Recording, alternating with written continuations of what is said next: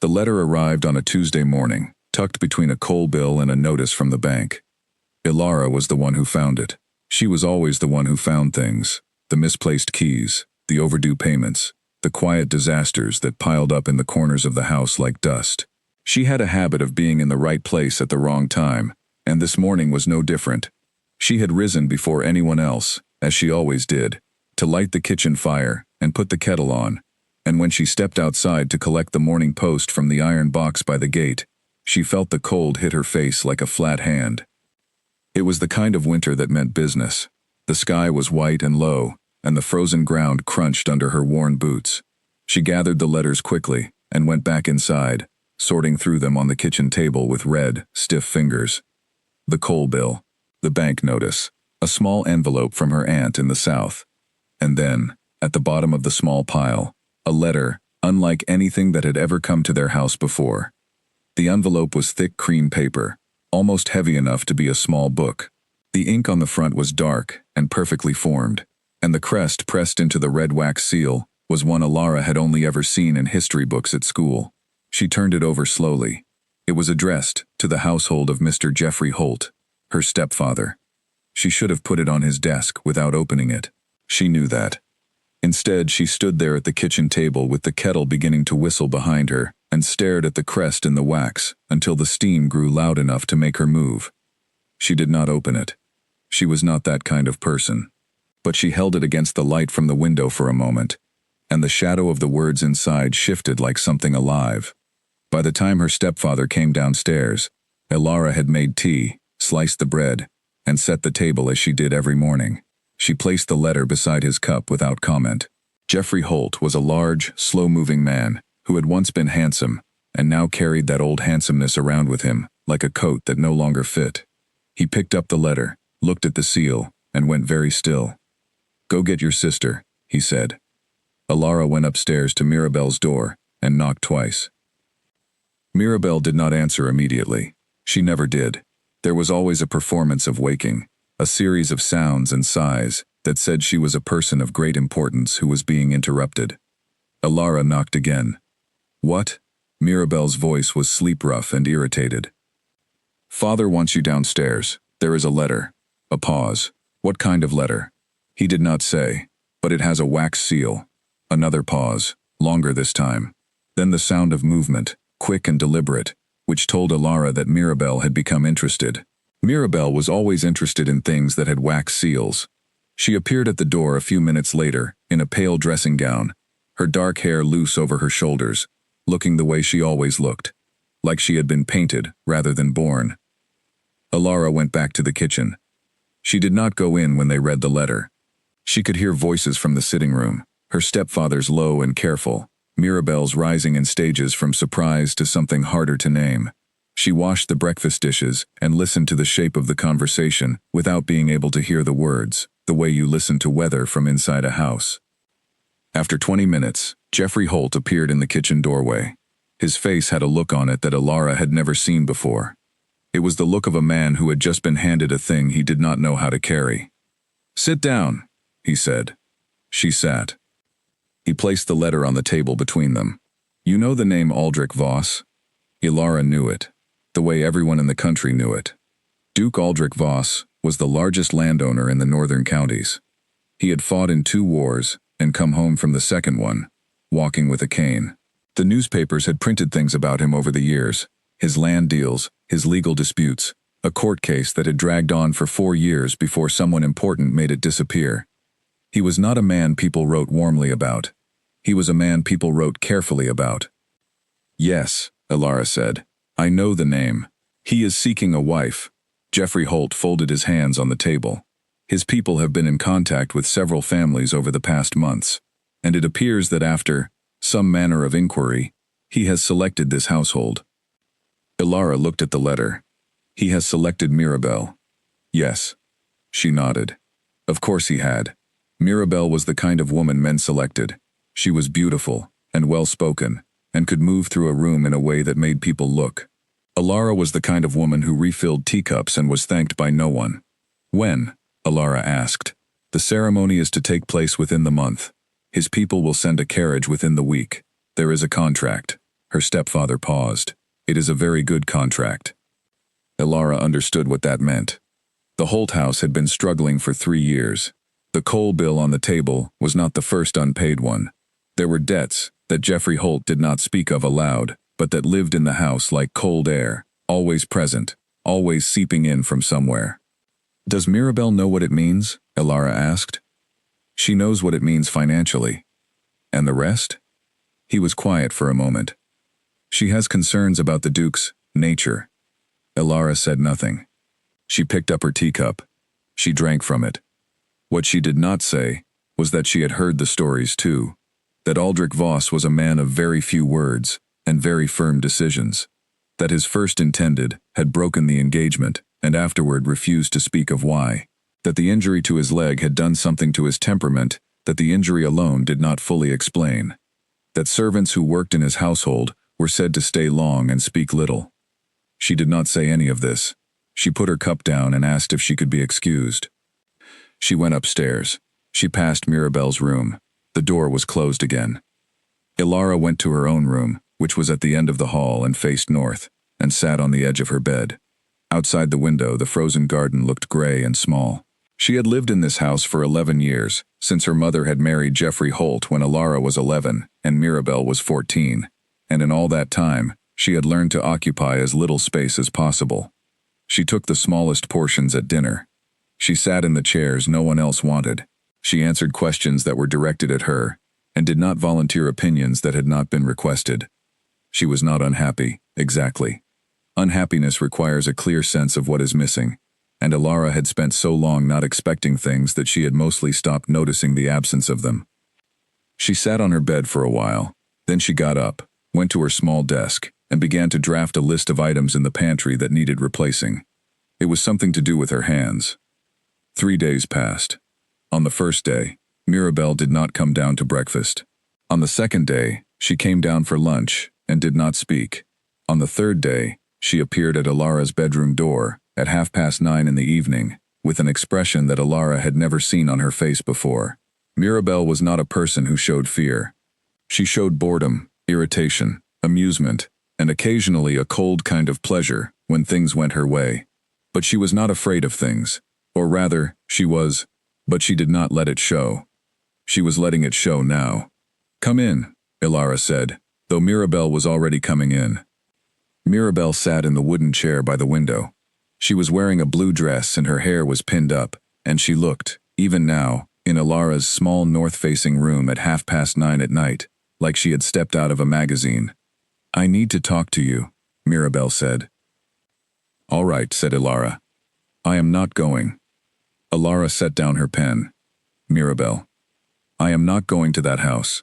I am not marrying that man." Mirabel's voice was flat and certain, in a way that left no room for argument to enter. "I have read everything there is to read about him. I have spoken to 2 people who know people who have been to that estate, and what they describe to me is not a life, it is a sentence. He has not done anything. He does not have to do anything. He is what he is. A cold, broken man in a cold, broken house in the middle of nowhere, who cannot even walk properly, and who has driven away every woman who has ever come within a mile of him." Mirabel looked at Ilara directly, and in her gaze, there was something uncomfortably close to honesty. "I cannot live like that. I would go mad. You know I would." Ilara said nothing, because it was probably true.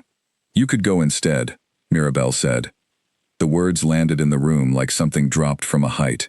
They sat there between the 2 women, and neither of them moved for a moment. "What?" Ilara said. "He has never seen me. No one in his household has ever seen me. The contract names the Holt family. It does not have my portrait. It does not have a description. His people sent a letter. They did not send anyone to look at me."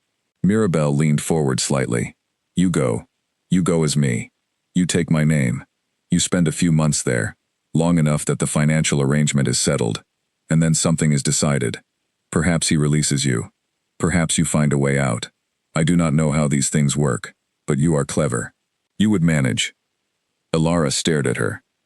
"I cannot do that," she said. "Why not?" "Because it is dishonest."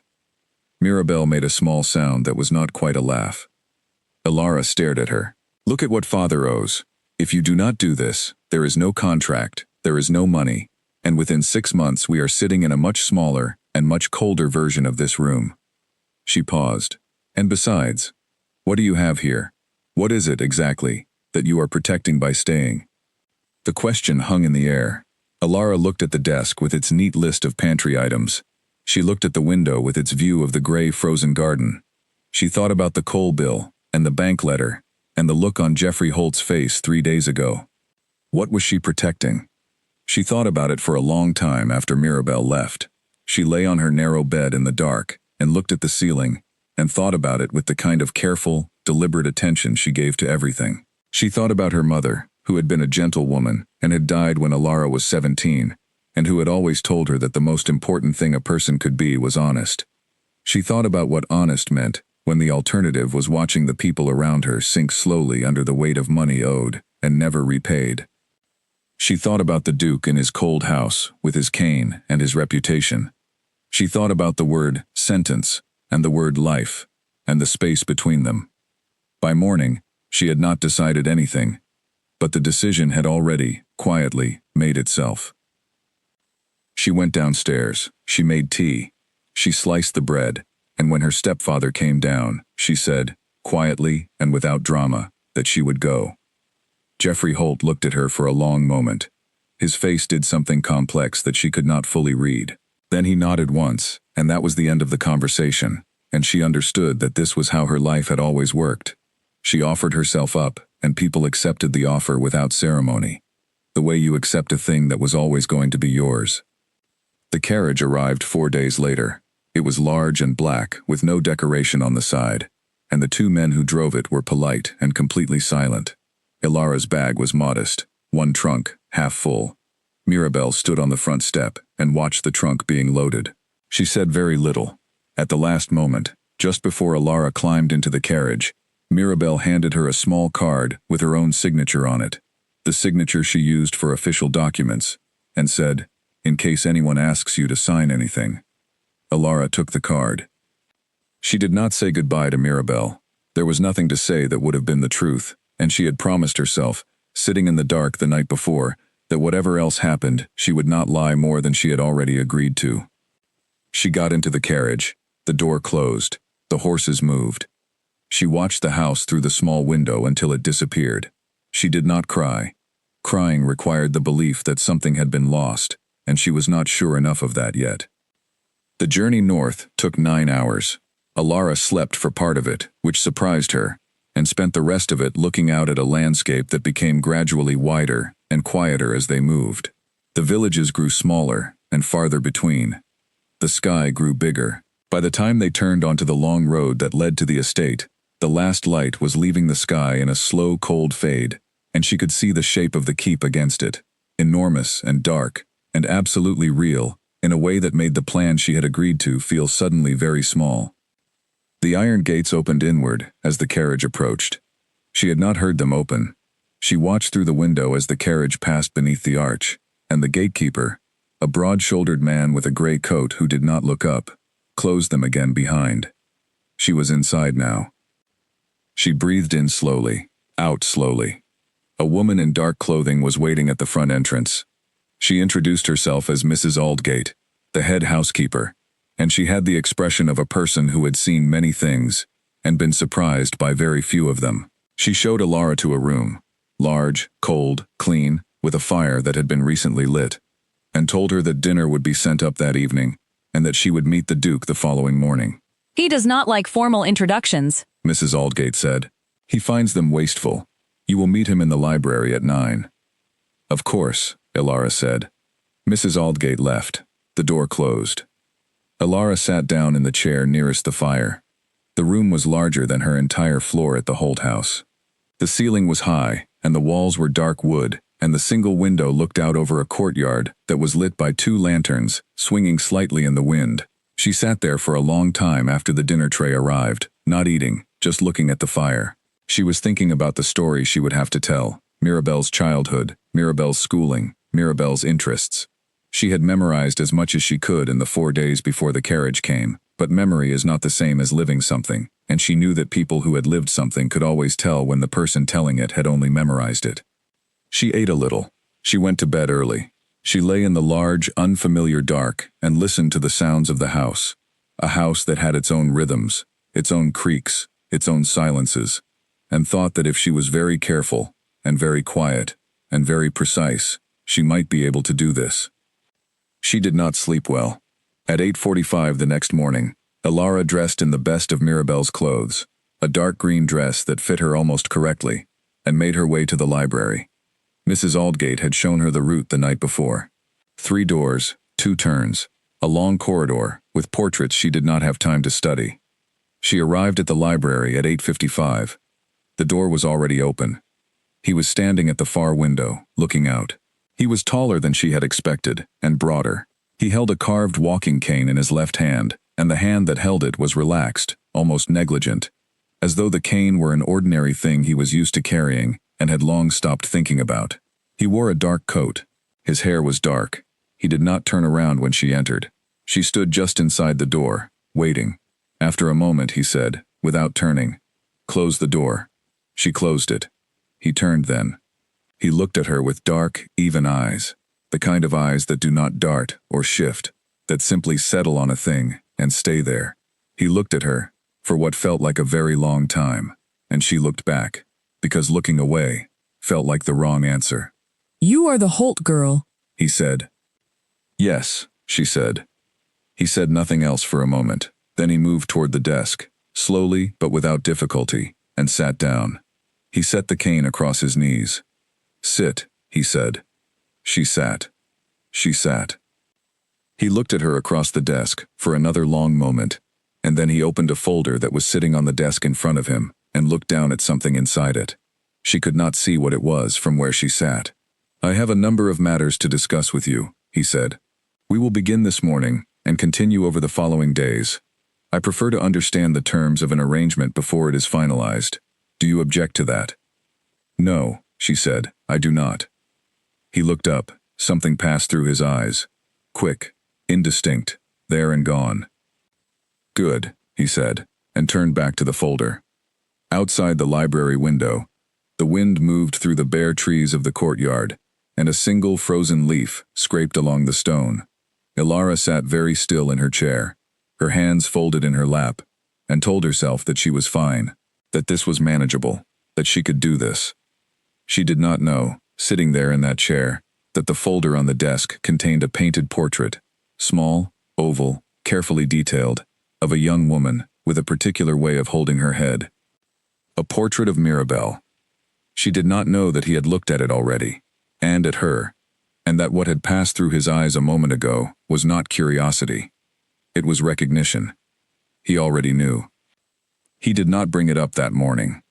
That was the thing Elara could not understand at first, the way he simply moved through the conversation, as though everything was exactly as it appeared. He asked about her journey. She answered. He asked about her experience managing a household, and she gave him Mirabelle's answers, which were largely invented, though Mirabelle had always had a talent for making invented things sound like memory. He listened without expression. He wrote nothing down. He asked 3 or 4 questions about her family, and she answered those too, carefully, the way you step across stones in shallow water, not slowly enough to look afraid, not quickly enough to lose your footing. After 40 minutes he stood, which was the signal that the morning meeting was done. "Mrs. Aldgate will show you the house this afternoon," he said. "Dinner is at 7. I do not expect conversation at dinner, but I do not object to it if it occurs naturally." He moved toward the door, then paused without turning. "I keep unusual hours. If you encounter me in the house at night, there is no need to retreat. I am not alarmed by the presence of other people." "Thank you," Elara said, and immediately thought it was a strange thing to thank someone for. He left. She sat in the library for a moment longer, breathing. Mrs. Aldgate collected her at 2 and spent 90 minutes walking her through the ground floor and first floor of the keep. The house was old and large, and had been organized with a kind of severe practicality that was almost beautiful in its consistency. Every room had a purpose, every object had a place, and there was almost no decoration anywhere that did not serve some function. The portraits in the long corridor, which Elara finally had time to look at, were all ancestors, men and women in clothing, that grew older with each frame, their faces increasingly distant and unsmiling, as though the ability to smile in front of a painter had been gradually trained out of the family over generations. "The library is available to you at all hours," Mrs. Aldgate said. "The east sitting room is generally the Duke's in the mornings. The garden is accessible through the back kitchen door, though the ground is frozen until late March." She paused at the doorway to a small room that held a writing desk and a single bookshelf. "This will be your personal room, for correspondence and so on. If you need supplies, paper, ink, tell the footman." "Thank you," Ilara said again, and this time it felt more natural. That evening, she sat across the long dinner table from Aldrich Voss and learned something important about him. He was not a man who performed silence the way some quiet people did, filling it with meaningful looks or weighted pauses. He was simply quiet. The silence at the table was not tense. It was the silence of a person who had decided that words should earn their place. She found, to her surprise, that she did not feel the need to fill it. She had spent years in a house where conversation was constant and mostly meaningless. Mirabelle's commentary on everyone she knew, Jeffrey Holt's observations about weather and business, her stepmother's detailed opinions on things that did not require opinions. Ilara had learned to make the sounds of participation without truly participating. She had learned the art of seeming present while being somewhere else entirely. This was different. The silence here did not demand to be filled. It simply was. She ate the soup. She ate the bread. At some point, she remarked that the bread was very good, and he glanced up briefly and said that the cook had been with the house for 30 years, and they moved on. And somehow that small exchange felt like more than most conversations she had had in the past year. She went to bed at 10 and lay there thinking. The morning's meeting had gone smoothly. The afternoon had gone smoothly. Dinner had gone smoothly. And yet she had the feeling, sitting now in the dark, of a smooth surface over uncertain ground. Not because anything had gone wrong, but because nothing had gone wrong in a way that felt too complete, too organized. She was not a suspicious person, but she was a careful one. She thought about the portrait. She had not seen what was in the folder. It could have been anything. Contract documents, financial records. She was building a theory from nothing, she told herself, and theories built from nothing were not reliable. She turned over in the bed, pulled the heavy blanket up, and made herself stop thinking. She stayed, through sheer discipline, in the present tense until sleep came. The second week had a rhythm to it. Morning meetings in the library, which became gradually longer and less formal. Afternoons she spent in her small writing room, or in the library itself, reading, which she did without asking permission, and to which no one objected. Dinners remained quiet and not unpleasant. On the Wednesday of the second week, she came into the library in the afternoon to find that someone had moved the book she had left face down on the reading table. It had been set properly upright and placed on the correct shelf. She stared at the shelf for a moment. It meant someone had paid enough attention to where she was in the book to know which shelf it belonged on. She took the book back down and continued reading. On the Thursday, she heard him in the corridor at 11:30 at night. She was coming back from the kitchen. She had wanted warm milk, a habit from childhood, and had not wanted to wake anyone to get it. She heard the sound of the cane on the stone floor, and stepped to the side of the corridor out of instinct, and he came around the corner and saw her and stopped. They looked at each other in the low light. "You cannot sleep," he said. "No," she said. He looked at the cup in her hands. "The kitchen is that way." "I know. I was coming back." He nodded once. He moved past her, not uncomfortably close, but close enough that she could see, in the candlelight from the wall sconce, the lines at the corners of his eyes that his face did not have in daytime. He looked, in this light, older and younger at once, the way people sometimes do when the careful surfaces of the day are down. "Good night," she said. "Good night," he said, without turning back. She went to her room. She sat on the bed with the warm milk and thought about how those 4 words, 2 pairs, ordinary, polite, had felt completely natural, not performed, just said. She drank the milk. She slept better than she had since she arrived. On the Friday of the second week, a letter came from Mirabelle. It was addressed to Ilara under Mirabelle's own name, which meant the envelope read as Mirabelle writing to herself, and was worded in a way that was designed to be read as ordinary correspondence between sisters. Alara took it to her writing room and read it carefully. Mirabelle wanted to know how things were going. She wanted to know if the Duke was as described, difficult, cold, limited. She wanted to know how long this would need to continue.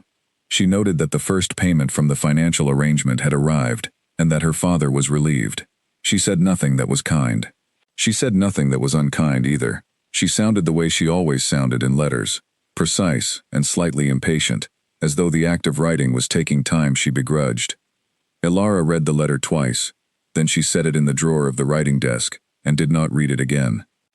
She thought about what to write back. She thought about the truth, which was that things were not as she had expected, that the house was not a prison and the man was not a monster, and the silence at the dinner table was not the silence of suffering, but simply the silence of someone who did not waste things. She thought about writing all of this and decided against it. She wrote instead that she was well and that everything was proceeding according to plan. She did not define what the plan was. She sealed the letter and gave it to the footman. On the Saturday morning, the library meeting ran long. They had moved, over the past 2 weeks, from the formal questions of the first days into something less structured. He would raise a topic and she would respond, or she would ask something and he would answer, and neither of them seemed to be in a hurry to move toward a conclusion. That morning, he asked her what she had been reading. She told him. She was partway through an account of a canal-building project from the previous century, which she had found on the library shelf purely because it was at eye level and had an interesting cover. She had not expected to find it interesting, but had discovered on the 3rd page that she was wrong. Something shifted in his face, not a smile, precisely, but a slight relaxation around the eyes. "That was my grandfather's copy," he said. "He was involved in the construction of the northern section." "The part where the surveyors disagreed about the water table," Alara said. "Yes. He thought they were both wrong." "Were they?" He considered this for a moment. "Partially. The water table argument was correct in principle and incorrect in practice. The ground in that region is not consistent." She found herself genuinely curious. "What happened to the northern section?" He told her. "It took some time, and it involved a digression about soil composition in the area, and a disagreement between 2 families about whose land would be affected by the overflow, and Alara listened to all of it, with the focused attention she gave to things that were actually interesting, which was not something she had learned to perform, but simply something she did when a thing was worth it. When he finished, the morning light had moved considerably across the library floor. "You are not what I expected," he said. He said it plainly, with no particular weight on it, the way someone states an observed fact. Alara felt a small, careful pulse of alarm beneath her ribs. "What did you expect?" she asked, keeping her voice steady. He looked at her for a moment. "Something more decorative," he said, "and correspondingly less interested in canal engineering." She almost laughed. The almost laugh surprised her enough that she pressed her lips together to contain it, and something in her face gave it away, because he looked at her differently then, briefly, almost curiously, before looking back down at the papers on his desk. "We should discuss the formal timeline next week," he said. "Of course," she said. She walked back to her writing room with her hands folded in front of her, and told herself firmly not to read too much into anything. He was being polite. He was establishing a functional arrangement. She was the woman he had agreed to marry without seeing, who had arrived and turned out to be less troublesome than he had perhaps feared. That was all. She sat at her desk. She opened a fresh page. She stared at the blank paper for a while. She had been in this house for 2 weeks. She had told Mirabelle's childhood as her own. She had answered to a name that was not hers. She had eaten at a table where the silence was the most honest thing about her. And somewhere in the library downstairs was a copy of a canal engineering book that she was actually, genuinely, without any performance at all, interested in finishing. She picked up her pen. She had a letter to draft, one of the formal responses required by the contract. It was addressed to the Duke's solicitors and was to be signed in Mirabelle's name. She wrote it carefully, copying the signature from the card she still kept in the inner pocket of her travel bag. The pen scratched across the paper. Outside, the wind moved through the bare courtyard trees, the same sound it had been making since she arrived, indifferent and steady. She signed the letter. She folded it. She set it aside and reached for the canal book, which she had brought up from the library that afternoon, without fully deciding to. She read until the light changed. And in the library below, Aldrich Voss sat at his desk and opened the folder that contained the painted portrait again. He looked at it for a long moment. He looked at the face in the painting, the particular angle of the jaw, the particular set of the shoulders, and compared it, in the precise and well-trained part of his mind that had kept him alive through 2 wars, to the woman who came to his library every morning and talked about canal engineering, with the focused, genuine attention of a person who had not been performing anything. He closed the folder. He set it in the drawer. He picked up the letter he had received from his head of intelligence 2 days ago, the letter he had not acted on yet, not because he was uncertain about its contents, but because he was still deciding what use to make of them. He read it once more. He folded it. He held it over the candle until it caught, and then set it in the small dish on the corner of his desk and watched it finish burning. He was a man who had made his largest mistakes by moving too quickly, and he had long since stopped making that particular kind of mistake. There was time. He took out a fresh page and began to write. The ceremony was held on a gray morning at the end of the month, in the small stone chapel on the east side of the estate. There were 12 people present. 8 of them were household staff who had been required to attend as witnesses. The remaining 4 were Ilara, the Duke, the officiating minister, a short man named Reverend Goss who spoke quickly and clearly, and did not appear alarmed by the lack of flowers or music, and Mrs. Aldgate, who stood to one side with an expression of composed and private attention. Ilara wore a cream dress that had belonged to Mirabelle and fitted well enough. She had pinned her hair up in a style she had seen in a magazine and practiced twice the evening before until it held properly. She held a small bunch of white winter flowers that Mrs. Aldgate had provided without being asked, which Ilara had found unexpectedly touching. She stood beside Aldrich Voss and repeated the words Reverend Goss gave her to repeat, and Aldrich Voss stood beside her and repeated his, and neither of them shook, and neither of them stumbled, and the whole thing was done in under 25 minutes.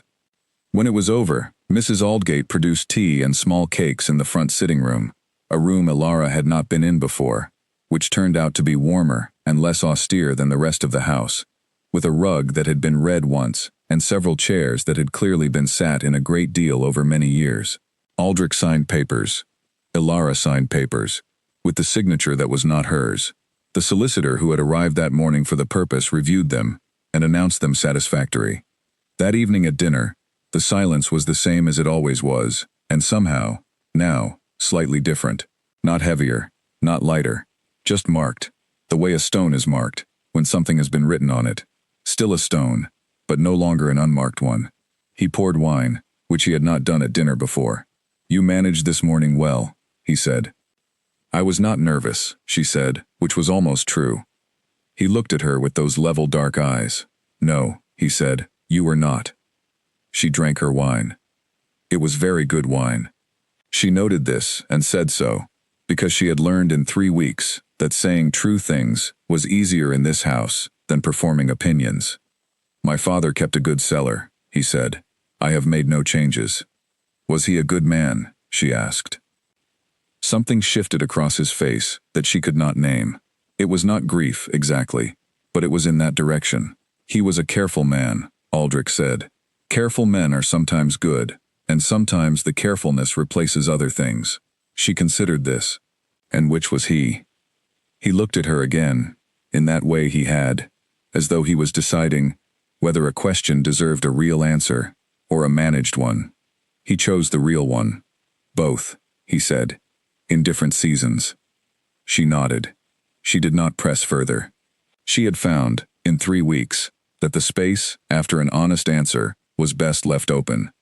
She thought about her own father, her real father, not Geoffrey Holt, but the man whose face she now only remembered from a photograph kept in a small wooden box that had moved with her through every house she had ever lived in.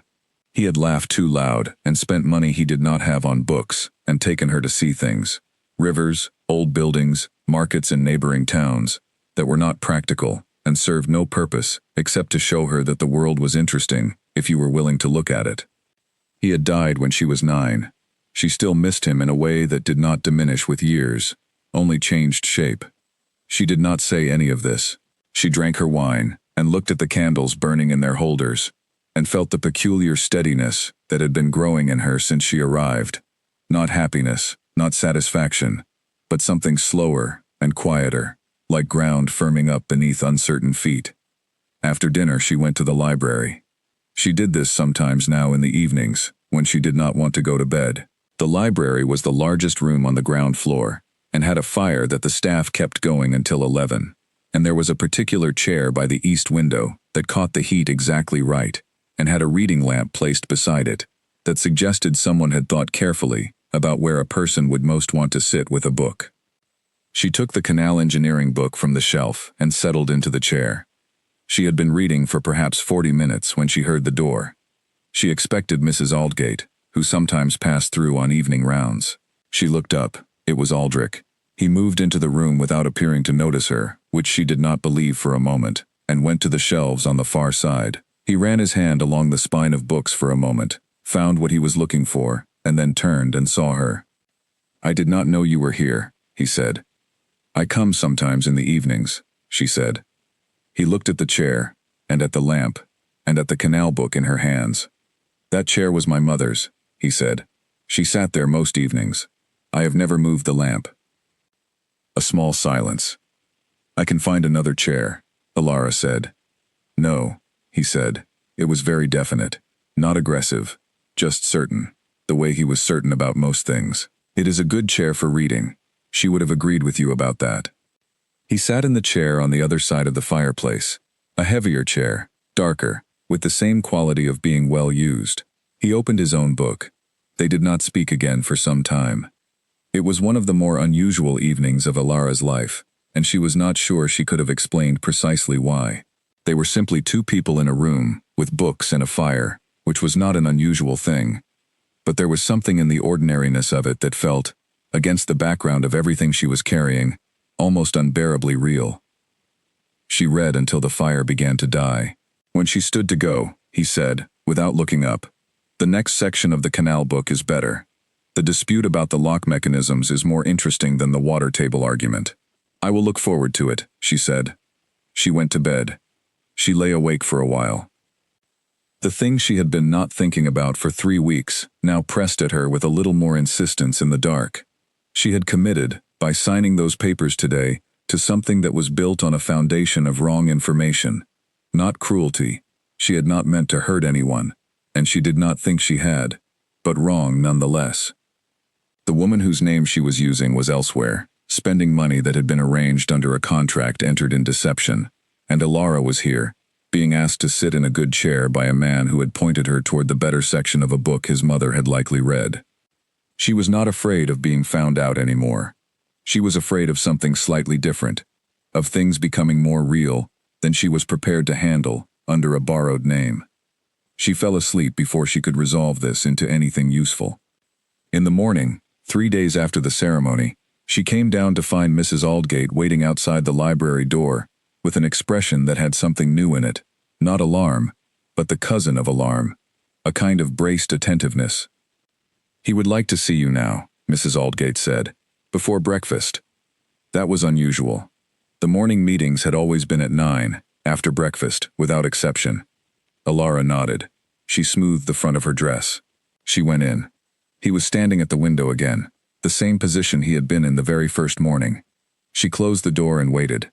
He turned, and this time she saw immediately that something was different. His face was as composed as always, but his eyes had a quality she had not seen in them before. Not anger, not exactly, but a kind of complete focus, the focus of a person who has decided to stop managing a situation and simply be direct about it. He went to the desk. He opened the top drawer.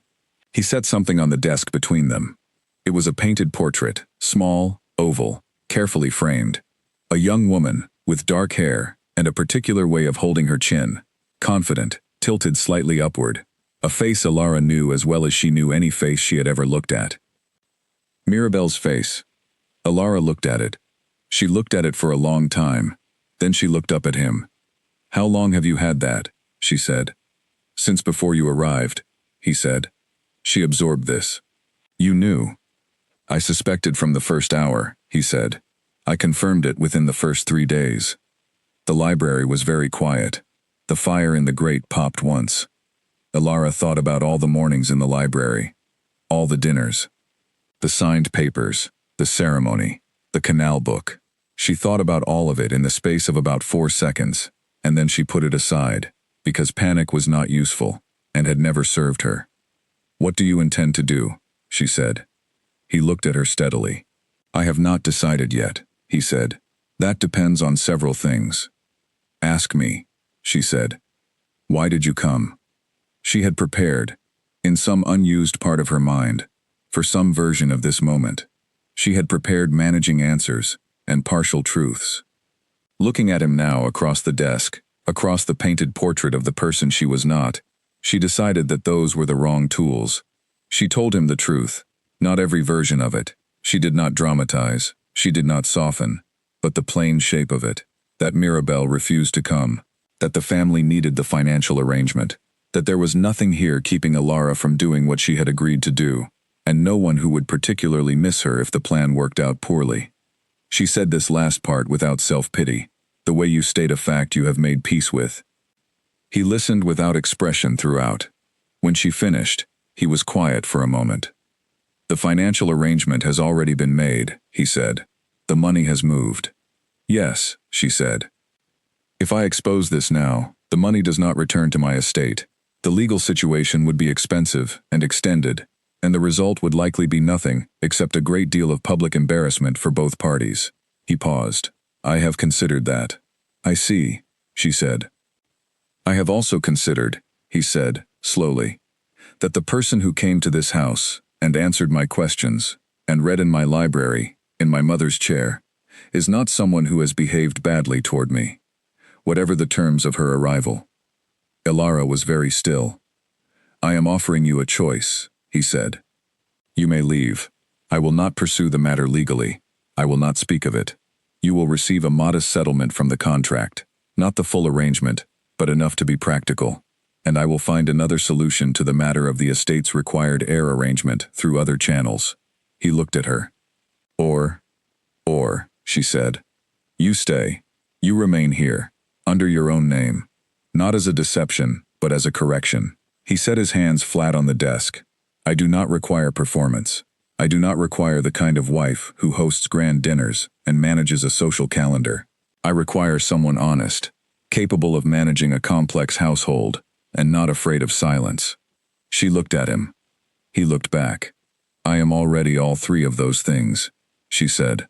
"I know," he said. "That is why I am asking."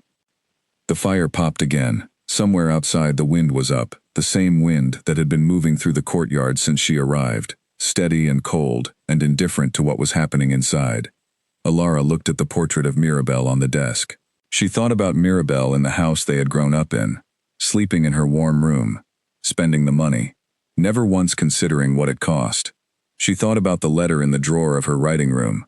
She thought about the chair by the east window. She thought about honesty. She thought about what her mother had said about it, years ago, and whether her mother would recognize what she was being asked to do now, as honesty or as something else. She thought about it for a long moment. Then she made herself stop thinking, and simply decided. "My name is Ilara," she said. "Ilara Holt." He nodded. "Just once. I know," he said. And something in the room shifted slightly, the way air shifts when a window is opened, not dramatically, not with great noise, but distinctly, and in a direction that could not be closed again. "Shall I send for breakfast?" she said. He almost looked surprised. Then, briefly, something moved through his expression that she would spend some time afterward trying to name. "Yes," he said. "Send for breakfast." She went to the door. She opened it. Mrs. Aldgate was standing in the corridor 6 feet away, apparently examining a portrait she had certainly examined many times before. Ilara recognized a person who had been listening carefully and doing it quietly, and felt something almost like warmth toward her. "Breakfast for 2, please," Ilara said, "in the library." Mrs. Aldgate nodded, without expression, and moved away down the corridor. Ilara came back inside and closed the door. He had moved the portrait from the desk. She did not know where he had put it. The desk was clear. They waited for breakfast in the library, on opposite sides of the desk, and it was not nearly as quiet as it sounded. The days that followed the library conversation were not dramatically different from the days before it, and that itself was surprising. She had expected something to change in the way the house felt, some shift in temperature, some new tension in the way she moved through the corridors or sat at the dinner table. Instead, the house continued to be what it had been, large and ordered and cold in the early mornings, warmer by mid-morning, quietest in the hours before dinner. Mrs. Aldgate continued her rounds. The footman continued to bring the post and the coal. The cook, whose name was Mrs. Penny, and who had short gray hair, and moved around her kitchen, with the focused authority of someone who had been the undisputed ruler of her territory for 3 decades, continued to produce meals that were plain and very good. What changed was smaller and more important than temperature. She no longer had to think before she answered questions. She no longer had to reach for Mirabelle's history and hold it up in place of her own. When he asked, that first breakfast in the library, where she had grown up, she told him, a house in the Western Midlands, smaller than this, with a garden that her mother had grown vegetables in and that had gone to weeds after her mother died. When he asked about her schooling, she told him the truth, a local school until she was 16, and after that a great deal of reading on her own, which she had found more efficient. He did not appear to find this inadequate. He asked what she had read. She told him. He made specific observations about 2 of the books she mentioned, and she made specific observations back, and they arrived at a genuine disagreement about the ending of a novel that both of them had read independently, and that Alara had thought was incorrect, and that he thought was the only possible conclusion, given the logic of the first 200 pages. She thought about it for the rest of the morning, and at lunch told him he was probably right, but that being right did not make the ending any less disappointing. He said that disappointing endings were often the most accurate ones. She thought about that too, for somewhat longer. The weeks moved. February came in hard and white, and the roads out of the estate were slow for nearly 10 days. Alara did not mind. She had the library, and her writing room, and a kitchen she was beginning to learn how to move through without disturbing Mrs. Penny's established rhythms, which required some study, because Mrs. Penny had strong preferences about the placement of pans, and the temperature of butter, and the precise timing at which visitors to the kitchen were welcome versus intrusive. She established that she was welcome between 3 and 4 in the afternoon, and sometimes after 8 in the evening if she took the long way round and came in through the side passage, which Mrs. Penny pretended not to notice. On cold nights, she would make herself warm milk there, or sometimes tea, and occasionally Mrs. Penny would set a biscuit on the counter without comment, which Alara took as a form of acceptance. She wrote a letter to Geoffrey Holt, explaining that the arrangement was proceeding correctly. She did not write to Mirabelle. She found that she had very little to say to Mirabelle that she wanted to say. She did not see Aldrich in the evenings every night, but she saw him often enough that it had become something she noted when it did not happen. He would sometimes appear in the library while she was already there, and sometimes he would be there first, and they had arrived by unspoken agreement at an arrangement where neither of them felt required to speak unless they had something to say, which meant that the things they did say were usually worth saying. On a Thursday in the 2nd week of February, it snowed very hard for 6 hours, and by evening, the whole estate was deep and white, and the light from the lanterns in the courtyard scattered differently off the snow, filling the library windows with something almost blue. She was standing at the window looking at it when he came in. He stopped beside her without speaking. They both looked at the snow for a while. "My mother hated the snow," he said eventually. She was from the south. She spent the first 15 years she lived here stating, every winter, that she would leave before the next one. Did she? No. She died here, in the spring, which I think she would have found appropriate. Alara said nothing for a moment. Then, my mother liked rain. She said it was the world cleaning itself. He looked at her sideways, briefly. That is either very sensible or very odd. I could never decide which, Alara said. She was sometimes both at once. He turned back to the window. Do you miss her? Every day, Alara said, less sharply now than before, but every day. He was quiet. Do you miss yours? She asked, because she had found that he generally preferred being asked direct questions over having things assumed about him. Yes, he said. It was simple and complete, and she did not ask anything further. They watched the snow until the lanterns in the courtyard began to be extinguished by the groundskeeper, one by one. It was during the third week of February that she first understood the full extent of what he managed. She had known, in the general way one knows about powerful people, that the Voss estate was large and complex, and involved a great number of responsibilities. She had not understood, until she began to sit with him for longer stretches in the library, and listen to what he discussed with his land manager, and his financial clerk, and the various people who came to the house to present reports and seek decisions. How very much of it there was. The estate employed over 100 people directly. It had arrangements with 3 times that many through tenant farming, supply contracts, and the small industries on the eastern edge of the land. A mill, a dairy operation, a winter fuel cutting agreement that employed people from the nearest village. Every week produced documents that required reading and decisions that required making. He did all of this without assistance, which she began to understand was not pride, but simply habit. A long practice of doing things alone that had calcified into a settled condition. On the Thursday of that third week, she sat through a meeting with his financial clerk, a thin, precise man named Mr. Colton, who laid out a set of documents about the dairy operation's declining margins. Aldrich asked 2 questions. Mr. Colton answered them and left. Aldrich sat for a moment with the documents and then set them aside. The east pasture fencing needs replacing, Ilara said. He looked at her. You read the supplement. It was on the desk, she said. I read things that are on desks in front of me. I thought that was clear by now. The corner of his mouth moved very slightly. The east pasture fencing replacement would cost more than the difference in margins for 2 quarters. But the dairy yield would recover in the 3rd quarter, once the cattle are no longer spending energy managing an inadequate field, she said. There was a note in the supplement about movement patterns. Cattle that are not contained properly walk more and eat less efficiently. He looked at her for a moment. You read about cattle movement patterns. I read everything, she said. I already told you that. He picked the supplement back up. He read the section she was referring to.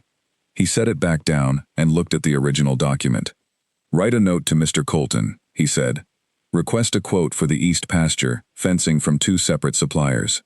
Tell him we want a comparison by the end of the month. Do you want me to write it, or do you want to dictate and I will transcribe? He looked at her. Write it yourself. You know what it needs to say. She went to her writing room and wrote the note. She brought it back for him to review and sign. He read it, made one small change to the phrasing, and signed it. You know, he said, returning the pen. Most people who arrive here spend the first month learning the layout of the house. I learned the layout in the first week, Ilara said. There are only so many routes between any 2 points in a building this size. She paused. I had nothing else to do with the rest of the time. He considered this. In that case, he said, slowly, and she could see him deciding something as he spoke. There are several other reports that have been waiting for a second set of eyes, if you have no objection to reading them. I do not, she said. He pulled 3 folders from the shelf behind the desk. The mill contract renewal is the most urgent, he said. The current terms are unfavorable to us, and Mr. Colton has not found the specific clause I believe is the problem. See if you can find it. She took the mill folder. She sat down across from him. She opened it. For the next 2 hours they both read, in the same room, with the same fire, and she found the clause in the mill contract on the 9th page, and noted it in the margin, and set the folder where he could see it. And he read her note, and nodded once, and that was all. And yet something had shifted again. Not dramatically, not with any ceremony, but in the direction of a thing that was becoming real, rather than arranged. That evening at dinner he poured the good wine again. She was beginning to understand that this was a signal, not a habit. They talked about the mill. Then they talked about something else, something she had read that morning, about a new road being constructed in the next county, and what it would mean for the travel time to the market town. He had information about the road that she did not. He had spoken to someone involved in the planning, and she had information about the market town's scheduling patterns that he did not, because she had spoken to the cook, who bought supplies there, and had opinions about it. They put these things together, and arrived at a conclusion that neither of them would have reached alone, and something about the process was genuinely satisfying, in a way that was entirely independent of the subject. After dinner, she said, without planning to, the name in the contract documents. Mirabelle Holt. He looked up. It should be corrected at some point, she said. To my name. He looked at her steadily. I have already spoken to Mr. Colton about the longer-term documentation, he said. It will be handled when the time is correct. There is no urgency. There is, if someone checks, she said. No one will check, he said. The solicitors have been informed that certain records are under administrative review. That language satisfies any inquiry for a considerable amount of time. She stared at him. You planned ahead. I plan ahead, in most things, he said.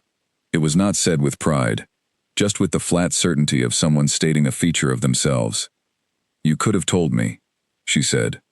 You seemed capable of managing the uncertainty, he said, and I wanted to see how you handled it. She thought about being annoyed by this. She considered whether she was actually annoyed by it. She decided she was a little, and that he had probably predicted she would be, which was also a little annoying. I handled it by worrying about it at 2 in the morning for 2 weeks, she said.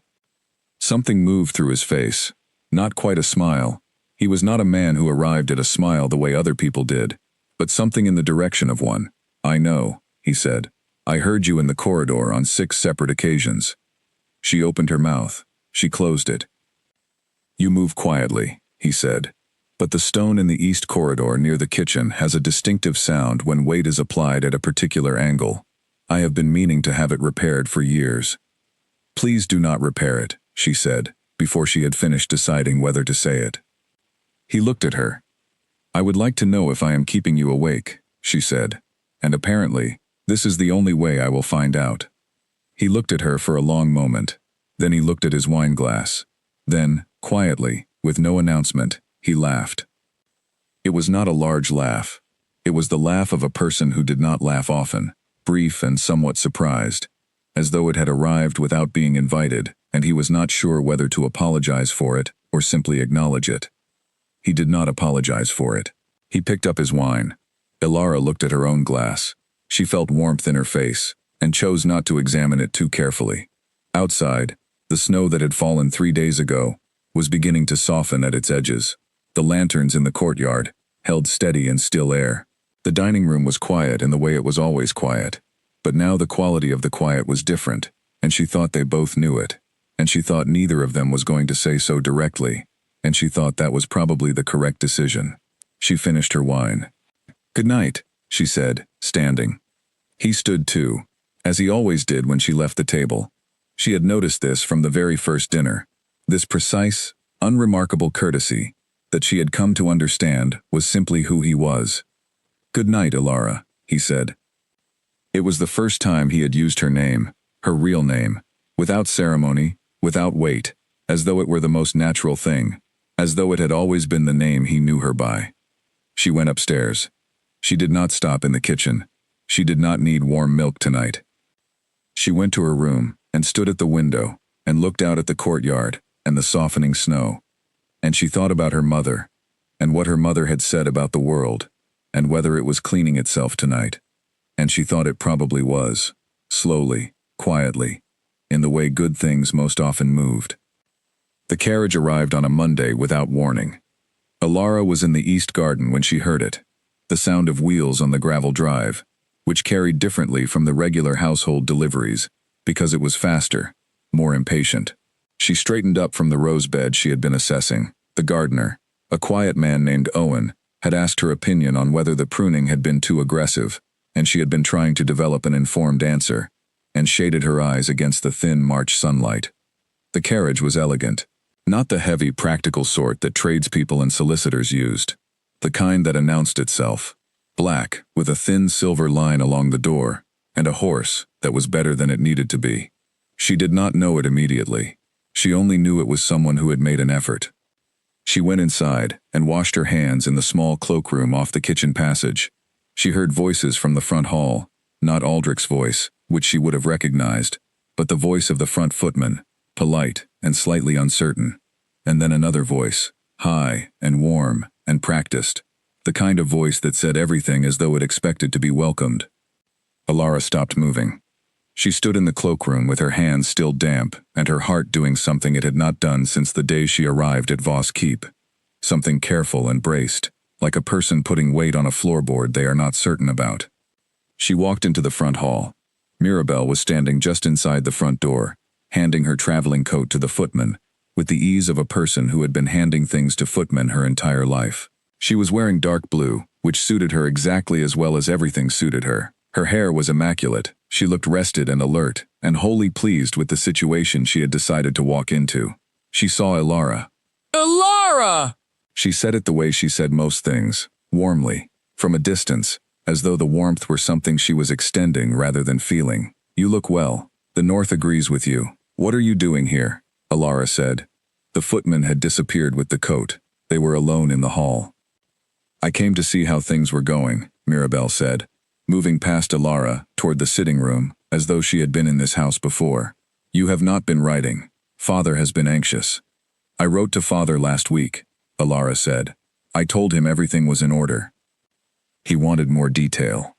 Mirabelle looked around the front sitting room, with an expression of comprehensive assessment, pricing the furniture, measuring the ceiling height, revising her expectations upward. This is larger than I thought. The grounds are extensive. Mirabelle, Elara said.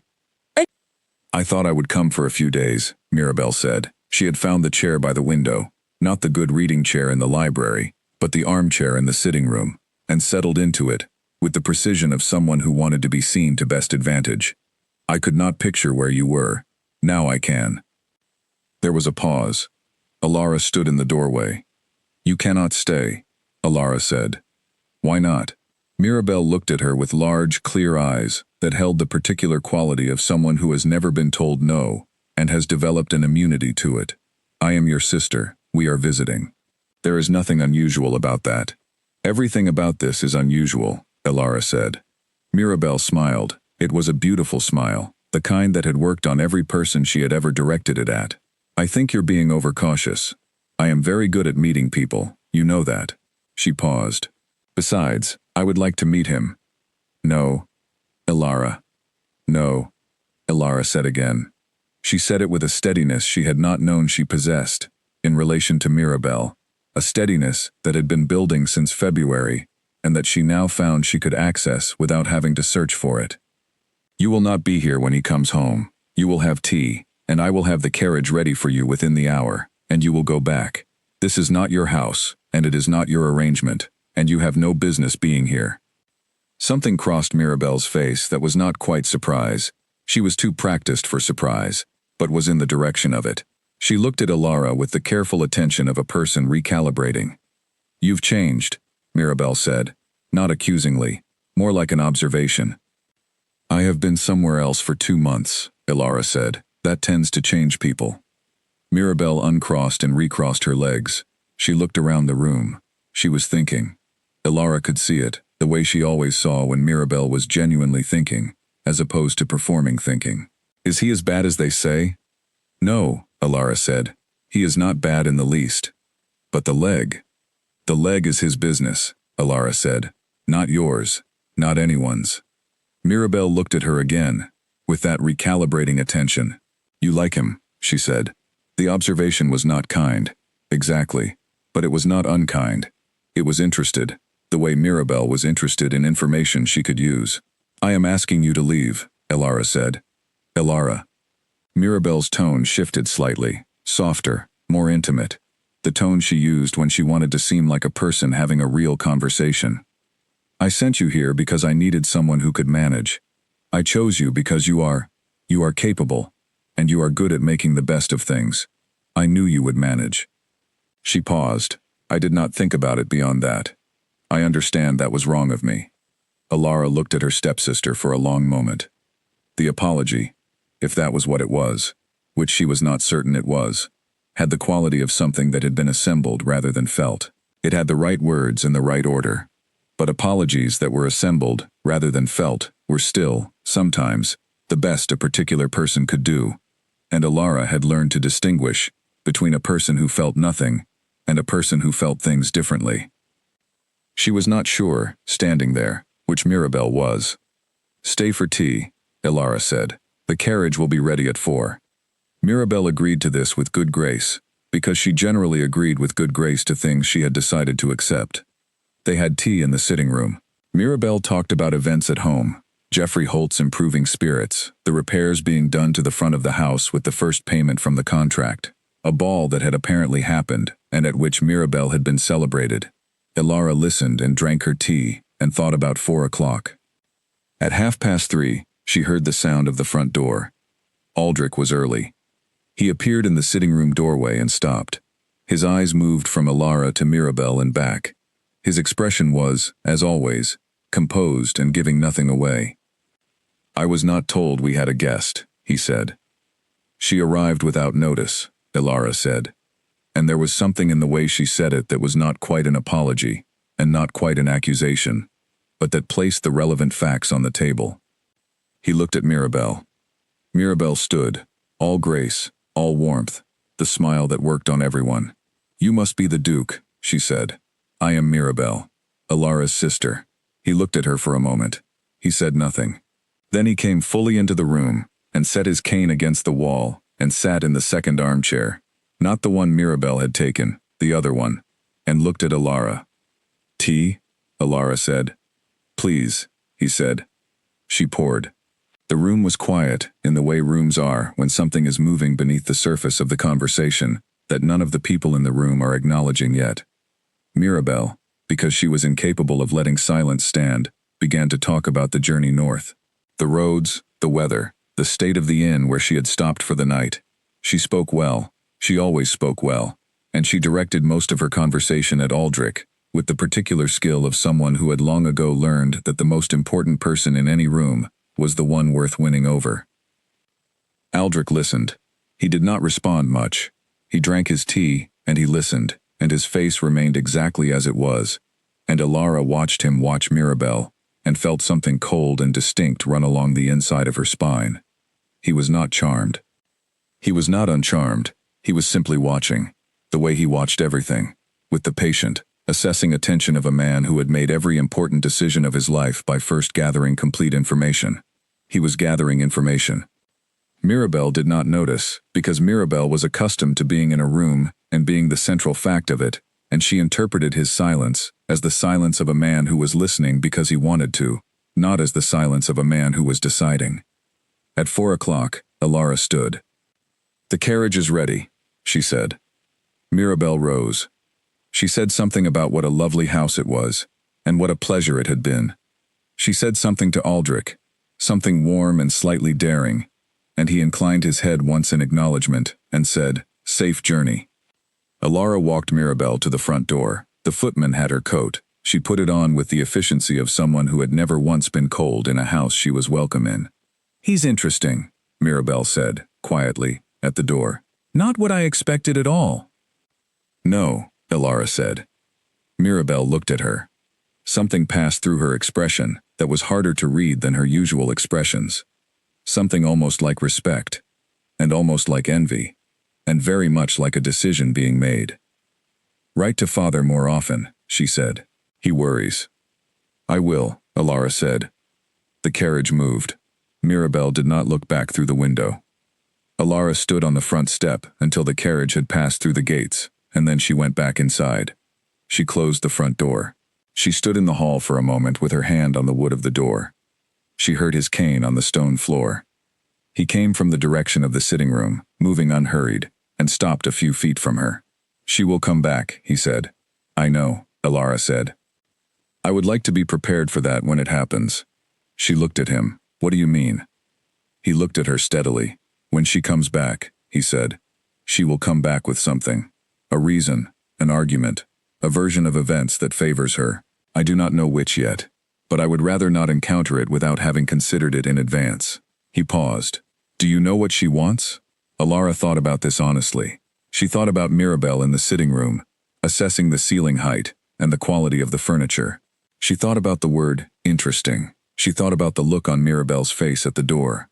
"I think she came here to decide whether she wants it back," Elara said. He was quiet.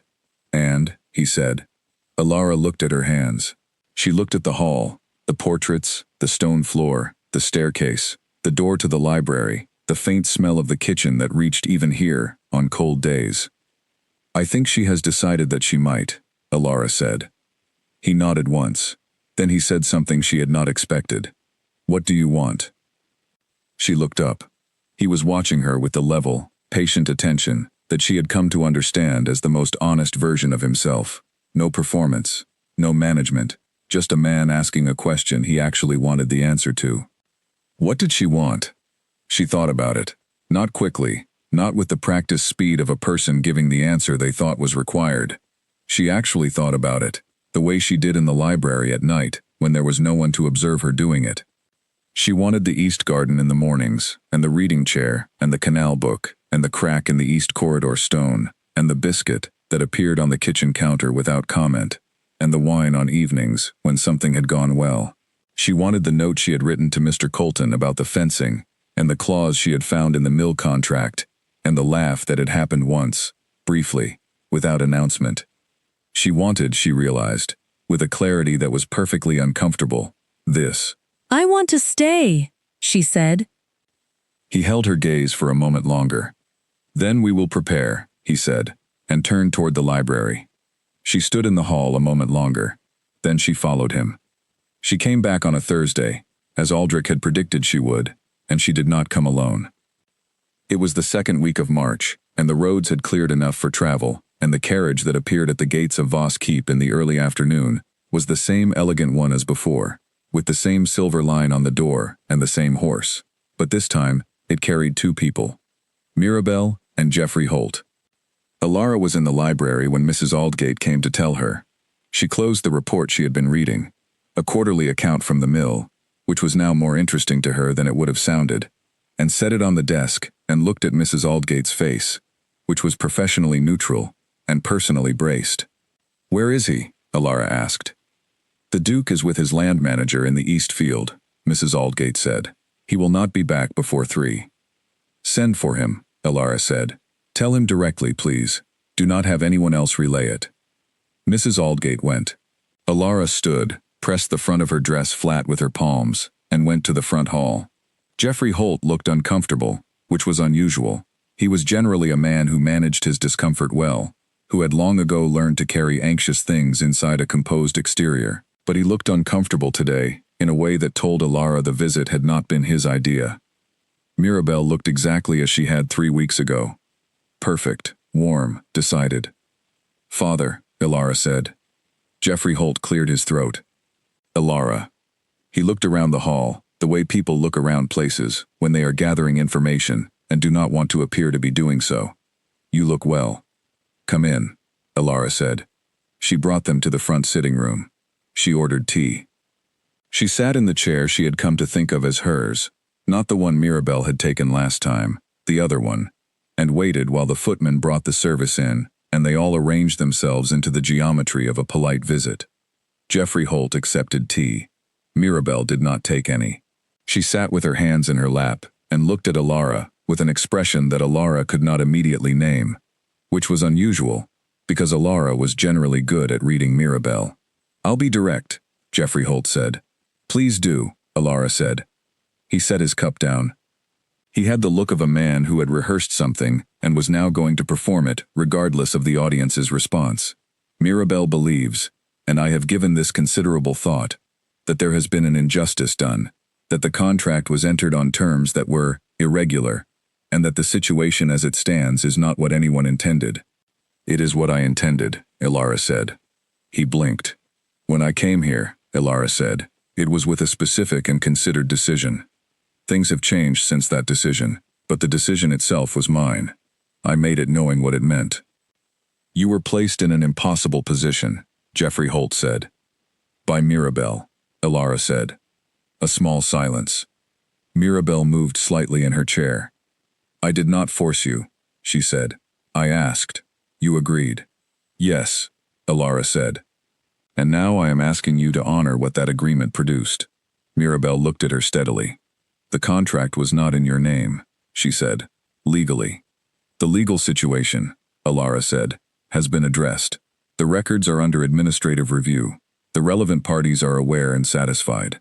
If you bring a legal argument here, Mirabel, it will cost you more than it cost this household, Because this household has resources, and a solicitor, who has worked these documents carefully, and you have a grievance based on a contract you refuse to fulfill. She let that sit in the air for a moment. That is not a position that holds well in a court. She said this not because she was certain of all of it. Some of it was the framework she and Aldrich had built together in the library over the past 3 weeks, but because she had been the kind of person her entire life who did not claim space, and she had decided, somewhere in the space between that conversation in the hall and this one, that the claiming was something she was now capable of. Mirabelle watched her. The large, clear eyes that generally moved through the world with the ease of someone who expected things to be arranged for her benefit were doing something different now, calculating, reassessing. "You're not the Ilara who came here," Mirabelle said. "No," Ilara said, "I am not." Jeffrey Holt shifted in his chair. He looked between the two of them with the expression of a man who had brought something into a room and was now reconsidering whether he had understood it correctly before picking it up. The door of the sitting room opened. Aldrich came in. He was still in his riding coat, which told her he had come directly from the East Field without stopping. Which told her he had come directly from the East Field without stopping. Which told her he had come directly from the East Field without stopping. Which told her he had come directly from the East Field without stopping. Which told her he had come directly from the East Field without stopping. Which told her he had come directly from the East Field without stopping. He crossed the room without hurry and stood beside the chair Ilara was sitting in, not behind her, not in front of her, beside her, with the physical alignment of two people who have decided which side of a thing they are on. Jeffrey Holt stood immediately. That was interesting. He looked at Aldrich with the expression of a man who had not expected to be impressed and was now recalibrating. "Mr. Holt," Aldrich said. "Miss Holt." He did not sit. He looked at them both with the composed, unhurried attention that Ilara now understood was his most deliberate mode, the one he used when he had already decided something and was waiting to see if new information would change it. "We came," Jeffrey Holt began, "to discuss." "I know why you came," Aldrich said. He said it without interrupting. He waited until the sentence was started, and then placed his own sentence after it so precisely that it did not feel like rudeness. "Please sit down." Jeffrey Holt sat down. Mirabelle watched Aldrich. Aldrich looked at Mirabelle. He held her gaze for a moment without expression, and then he reached into the inside pocket of his riding coat and produced a folded piece of paper. He set it on the small table between the chairs and left his hand on it. "Before we proceed," he said, "I would like to ask Miss Holt one question." Mirabelle looked at the paper. "All right," she said. "In November of last year," he said, "you wrote a letter to your mother, your late mother's cousin, I should say, who acts as your correspondent, describing your thoughts about the marriage arrangement before you refused it. Do you recall the letter?" A pause, a very small, very precise pause. "I write many letters," Mirabelle said. "This one in particular," he said, "contained a description of your plan. If the arrangements were financially settled, and if the man turned out to be manageable, you would find a way to reclaim the arrangement at a later time. Those were approximately your words." He looked at her without heat, without judgment. "The letter was intercepted by people who work for me, for reasons unrelated to your family. It arrived on my desk in January." The sitting room was completely quiet. Jeffrey Holt was staring at Aldrich. Mirabelle's expression had changed into something that was no longer warm or practiced. It was simply her face, the face she had when no one was supposed to be watching. "You have been aware of this since January," Mirabelle said. "Yes," he said. "And you said nothing." "I was waiting," he said, "to see if you would come." Mirabelle looked at him. She looked at Ilara. She looked at her father, who was looking at the floor with the expression of a man whose rehearsed speech has become irrelevant. "The contract," Aldrich said, "is between this household and Ilara Holt. The correction of the name has been handled. The financial arrangement stands as executed." He removed his hand from the paper and left it on the table without unfolding it. "That letter stays in my possession. If you choose to pursue a legal challenge, it becomes relevant. If you choose not to, it remains in a drawer, and we proceed without further discussion." Mirabelle looked at the folded letter. Ilara watched her stepsister and felt something unexpected, not satisfaction, which would have been too clean, and not pity, which would have been too simple. Something in between, something that understood, without approving, the shape of who Mirabelle was, and what she had done, and what she was doing now. Mirabelle had come here with a plan. The plan had failed not because she was not clever, she was very clever, but because she had assumed the house she was walking into was the same as every other arrangement she had ever encountered, something that could be won with presence and warmth, and the right words in the right order. She had not understood that the man sitting in this room had spent his entire adult life deciding things that could not be won with warmth. Jeffrey Holt cleared his throat. He looked at his daughter, and then at Ilara, and then at the Duke. "We would like to be on good terms," he said. "That is all we want." "Good terms are available," Aldrich said. "They require one thing." "What?" Jeffrey Holt said.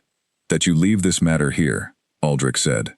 "Today, in this room, and do not carry it out with you when you go." A silence. Jeffrey Holt nodded. He nodded with the slow dignity of a man who has been outmaneuvered, but who is deciding to carry that gracefully. "Agreed," he said. They both looked at Mirabelle. She was looking at Ilara, not at the Duke, not at the letter, not at her father. At Ilara. And what was in her face was something that Ilara had never seen there before. Not in 11 years of sharing a house, not in countless dinners and arguments, and 100 moments when Ilara had been overlooked or set aside, or quietly not considered. It was something very close to recognition. "Agreed," Mirabelle said. The word was quiet and clean, and sounded like she meant it. Tea was finished. The sitting room emptied of its particular tension, in the slow way that rooms empty after decisions have been made. Not all at once, but gradually, like weather changing. Jeffrey Holt spent 20 minutes with Aldrich in the library, discussing, of all things, the drainage issue on the northern field, which he had noticed from the carriage, and which apparently he had encountered something similar with before, years ago. Ilara sat with Mirabelle in the sitting room. They were quiet for a while. "He is not what anyone thought," Mirabelle said. "No," Ilara said. "He chose you," Mirabelle said, "knowing everything. He chose to keep you here." "He gave me the choice," Ilara said. Mirabelle looked at her. "Is there a difference?" Ilara thought about this. "Yes," she said. "A significant one." Mirabelle was quiet for a moment. Then she said, almost too quietly, "Have you been unhappy? Here? In all of it?" Ilara considered the question honestly. She thought about the first days, the fear that had lived under her ribs like a stone, the weight of the borrowed name, the 3 in the morning trips to the kitchen. She thought about all of it, and whether any of it had been the kind of unhappiness that diminishes a person, versus the kind that is simply the friction of change. "No," she said, "not in the way you mean." Mirabelle nodded. She looked at her hands. She said something very quietly that Ilara almost missed. "I was afraid." "I know," Ilara said. "I handled it badly." "Yes," Ilara said. "You did." Another silence. Not hostile, not comfortable, exactly, but honest. When the carriage came, they all stood in the front hall. Jeffrey Holt shook Aldrich's hand and said something about the drainage solution he had found in his own fields, and Aldrich listened and responded, and there was between them, unexpectedly, the beginning of something that was not quite warmth, but was in the direction of respect. Mirabelle put on her coat. She looked at Ilara. "Write," she said. "I will write," Ilara said. The carriage door closed. The wheels moved on the gravel. Ilara and Aldrich stood side by side on the front step until the gates closed. When they were gone, he said, "Are you all right?" The question was simple and direct, in the way all his questions were simple and direct, and it hit her somewhere behind the ribs with the particular force of a question that is not asked often enough. "Yes," she said. She considered. "Mostly." "Come," he said. "I will show you something." She followed him along the side of the house, around the east end, to the part of the garden she had not yet been shown. A small, walled section that she had assumed was storage. The gate was old iron, and he opened it with a key from his coat pocket. Inside was a garden that had been let go for some years, but that still had, beneath the overgrowth, the clear bones of something that had once been very carefully loved. "My mother's," he said. "I have not been in here since she died. I have been considering whether to restore it." She looked at it. The roses were overgrown but alive. They had survived because roses, given any room at all, generally do. The paths were stone and still level. The central bed had gone to weeds, but the shape of it was still clear. "Why are you showing me this?" she asked. He was looking at the roses. "Because it needs someone who is interested in things that take time," he said. "And because I wanted you to know that it is here." She looked at the garden. She looked at the roses, scraggly, determined, still flowering in the places where the light reached. She understood that he was not only talking about the garden. "I would like to restore it," she said. He nodded. He handed her the key. "It is yours," he said, simply. They walked back to the house in the thin March sunlight, and she held the key in her closed hand, and it was cold, from the iron, but warming quickly. And she thought that this was perhaps what things felt like when they were becoming real. Not with ceremony, not with announcement, but with the small, specific, unmistakable weight of something you are allowed to keep. Spring arrived in the way that spring always arrived at the northern estate. Not suddenly, not dramatically, but in accumulations. One morning the ground was too frozen to dig. 3 mornings later, in a patch by the walled garden wall, it was not. 1 week, the bare trees were gray against gray sky. The following week there was the first suggestion of green at the ends of certain branches. Barely visible, more a feeling than a color, but there. Alara noticed things like this. She had always noticed things. But there was a difference now between noticing and having nowhere to put the noticing, and noticing in a place that was hers. She had begun on the walled garden the week after she received the key. It was not a quick project. Years of neglect had made sure of that. But she found that slow projects suited her in a way that did not surprise her. She came out in the mornings after breakfast and worked until her hands required her to stop. Owen, the gardener, helped when she asked him to, and stayed away when she did not, which was the ideal quality in a person to work alongside. The roses were her main concern. The central bed had 3 varieties, and all 3 were alive but confused, growing in directions that served them rather than the garden, crossing and tangling and competing in the way things do when no one has guided them for a long time. She pruned carefully, a little more each day, not taking too much at once. Owen said she had a good instinct for it. She was not sure she had an instinct so much as a patience. She told Aldrich about the roses over dinner one evening in early April. He asked questions, not the questions of someone performing interest, but the questions of someone who found the subject genuinely curious, which was one of the things she had come to value most about him. He asked about the varieties, which she named. He asked about the growing pattern, which she described. He asked what she intended to do with the space once the bed was cleared. "I am not certain yet," she said. "I want to see what is there before I decide what to add." He looked at her for a moment. "That is a wiser approach than most people take to most things," he said. "I learned it from reading mill contracts," she said. He almost smiled. She counted it. She had begun, privately, to count the almost smiles. She was not sure when she had started, or what the counting meant, but she had reached 11 by the 3rd week of March, and she was aware that this was information about herself that she had not had before, and she filed it away in the place where she kept things she was not yet ready to examine closely. She was also reading to him.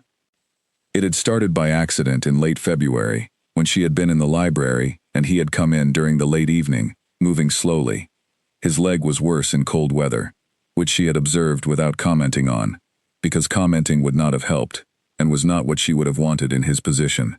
He had sat in his chair, and she had been midway through a very interesting chapter about rope bridge construction in a mountainous region, and she had said, without particularly thinking about it, "Do you want me to read this part aloud? It is easier to follow when you can listen." He had said, "If you like." She had read for 40 minutes. He had not interrupted. Occasionally, he had asked a brief clarifying question, and she had answered, and then continued. When she closed the book at the end of the chapter, he said only, "Tomorrow night," and she took this to mean he wanted to continue, which they did. By April, it had become a fixed evening arrangement. Not every night, perhaps 4 nights a week, the choice determined by no explicit logic, except whether the day had left them both with enough settled feeling to sit still. She read. He listened. Occasionally they argued about what was being described, and the arguments were always about the thing, never about anything else, and she had begun to think that this was the most restful form of disagreement she had ever encountered. On a Thursday evening in the 2nd week of April, he came into the library later than usual. She had already started reading. She had lit the lamp and settled in and begun the next chapter. And he came in and sat down, and she continued reading without pausing, because she had learned that pausing and making it a thing made him feel he was disrupting something, whereas continuing made it clear that his presence was the expected state of affairs. That evening the chapter ended in a way that produced a genuine silence, the kind you get from a piece of writing that does something true. She looked up. He was looking at the fire, and there was something in his expression that she had not seen there before in quite that form. It was not grief. It was deeper than grief, quieter than grief, the kind of thing that grief eventually settles into after a very long time. "What are you thinking?" she asked. He was quiet for a moment. "I am thinking about my brother," he said. She set the book down. He had not mentioned a brother before. She had found no portraits in the long corridor that she could identify as a sibling, and nothing in the household records she had worked through suggested a living brother. She had not asked, because asking about the things he had not mentioned was not what their conversations generally did. "You have a brother," she said, not a question. "Had," he said. "He died in the Second War. He was killed at the same engagement where I received this." He touched the cane briefly. Just a touch, not unconscious, deliberate, referential. "I am sorry," Elara said. "He was younger than me by 4 years," Aldrich said. "He should not have been there. He enlisted without telling me." He thought. He stopped. He looked at the fire. He thought I would stop him. He was correct. I would have. Another pause. He thought it was his responsibility, because I had already been. As though wars worked that way. As though responsibility were a thing that completed when one person in a family had fulfilled it. Elara said nothing. She let the space stay open. "He died on the same day I was injured," Aldrich said. "I did not know until 6 days later. I was not able to walk. I could not go to him." He set his hand flat on his knee. "I have spent a long time thinking about what I would have done differently. I do not believe any of the answers are useful." "They rarely are," Elara said quietly. He looked at her. "My father died when I was 9, she said. "Heart failure. In the night. I have considered, many times, whether there was anything I could have done. But 9-year-olds cannot do anything about heart failure in the night. And neither can a man on a battlefield who does not know what is happening 6 miles away." She paused. "The only difference between those situations is how long the mind takes to accept them." He looked at her for a long moment. "What was his name?" she asked. "Edmund," he said. "Tell me about him," she said. He did. He spoke for a long time, not with the fluency of someone who told this story often, but with the careful, stop-and-start quality of someone finding words for things that have been stored without language. Edmund had been funnier than Aldrich. He had been more impulsive, less organized, capable of enormous kindness, and occasionally capable of a stubbornness that had driven their mother half mad. He had been good with horses, in a way that went beyond training. An instinct, their father had called it, almost alarmed by it. He had wanted, before the war, to breed them. He had had ideas about which bloodlines would produce what he was looking for, and had argued these ideas with complete confidence against men who had been doing it for 40 years. "He was usually right," Aldrich said. "He sounds like someone I would have liked," Elara said. He looked at her. "Yes," he said. "I think you would have." The fire had dropped while he talked. She got up and added wood to it. She had learned the arrangement of the fireplace by now, which log went where for the best burn, and came back and sat down, and he watched her do this, with the same expression he had been wearing when he talked about Edmund, something open, undefended, the face of a person who has been somewhere difficult, and has come back from it still carrying it, but no longer trying to set it down. "You have not talked about him before," she said. "No. Is it difficult, talking about him?" He considered this carefully. "Less so than I expected it to be tonight," he said. She understood what he meant. She did not say so directly, because direct was sometimes right, and sometimes the thing you said around, rather than into. "We should find the section on horse breeding in the estate records," she said instead. "I believe Edmund may have made notes." He looked at her. "I found a folder in the 3rd shelf from the bottom, in the east cabinet," she said. "The label on it is in a different hand from the other folders. I did not look inside, because it was not a financial document. But the handwriting on the label is younger. I mean, it has the quality of someone still deciding how they write. He was quiet for a long moment. I will look at it, he said, finally. Only if you want to, she said. Yes, he said, only if I want to. They sat by the fire for another hour without reading. It was different from the other evenings, not better, not more significant, but differently weighted, the way certain evenings are, when something real has been placed between two people without being set down. She thought about trust. She had been thinking about it for weeks, not as an abstract idea, but as a specific, practical thing. She had watched him give it and withhold it in different situations. She had noticed that he gave it only after considerable observation, and that once given, it was complete. He did not give fractional trust, did not trust a person in one area while doubting them in another. When he decided, he decided. She wondered what it would mean to be decided about by a person like that.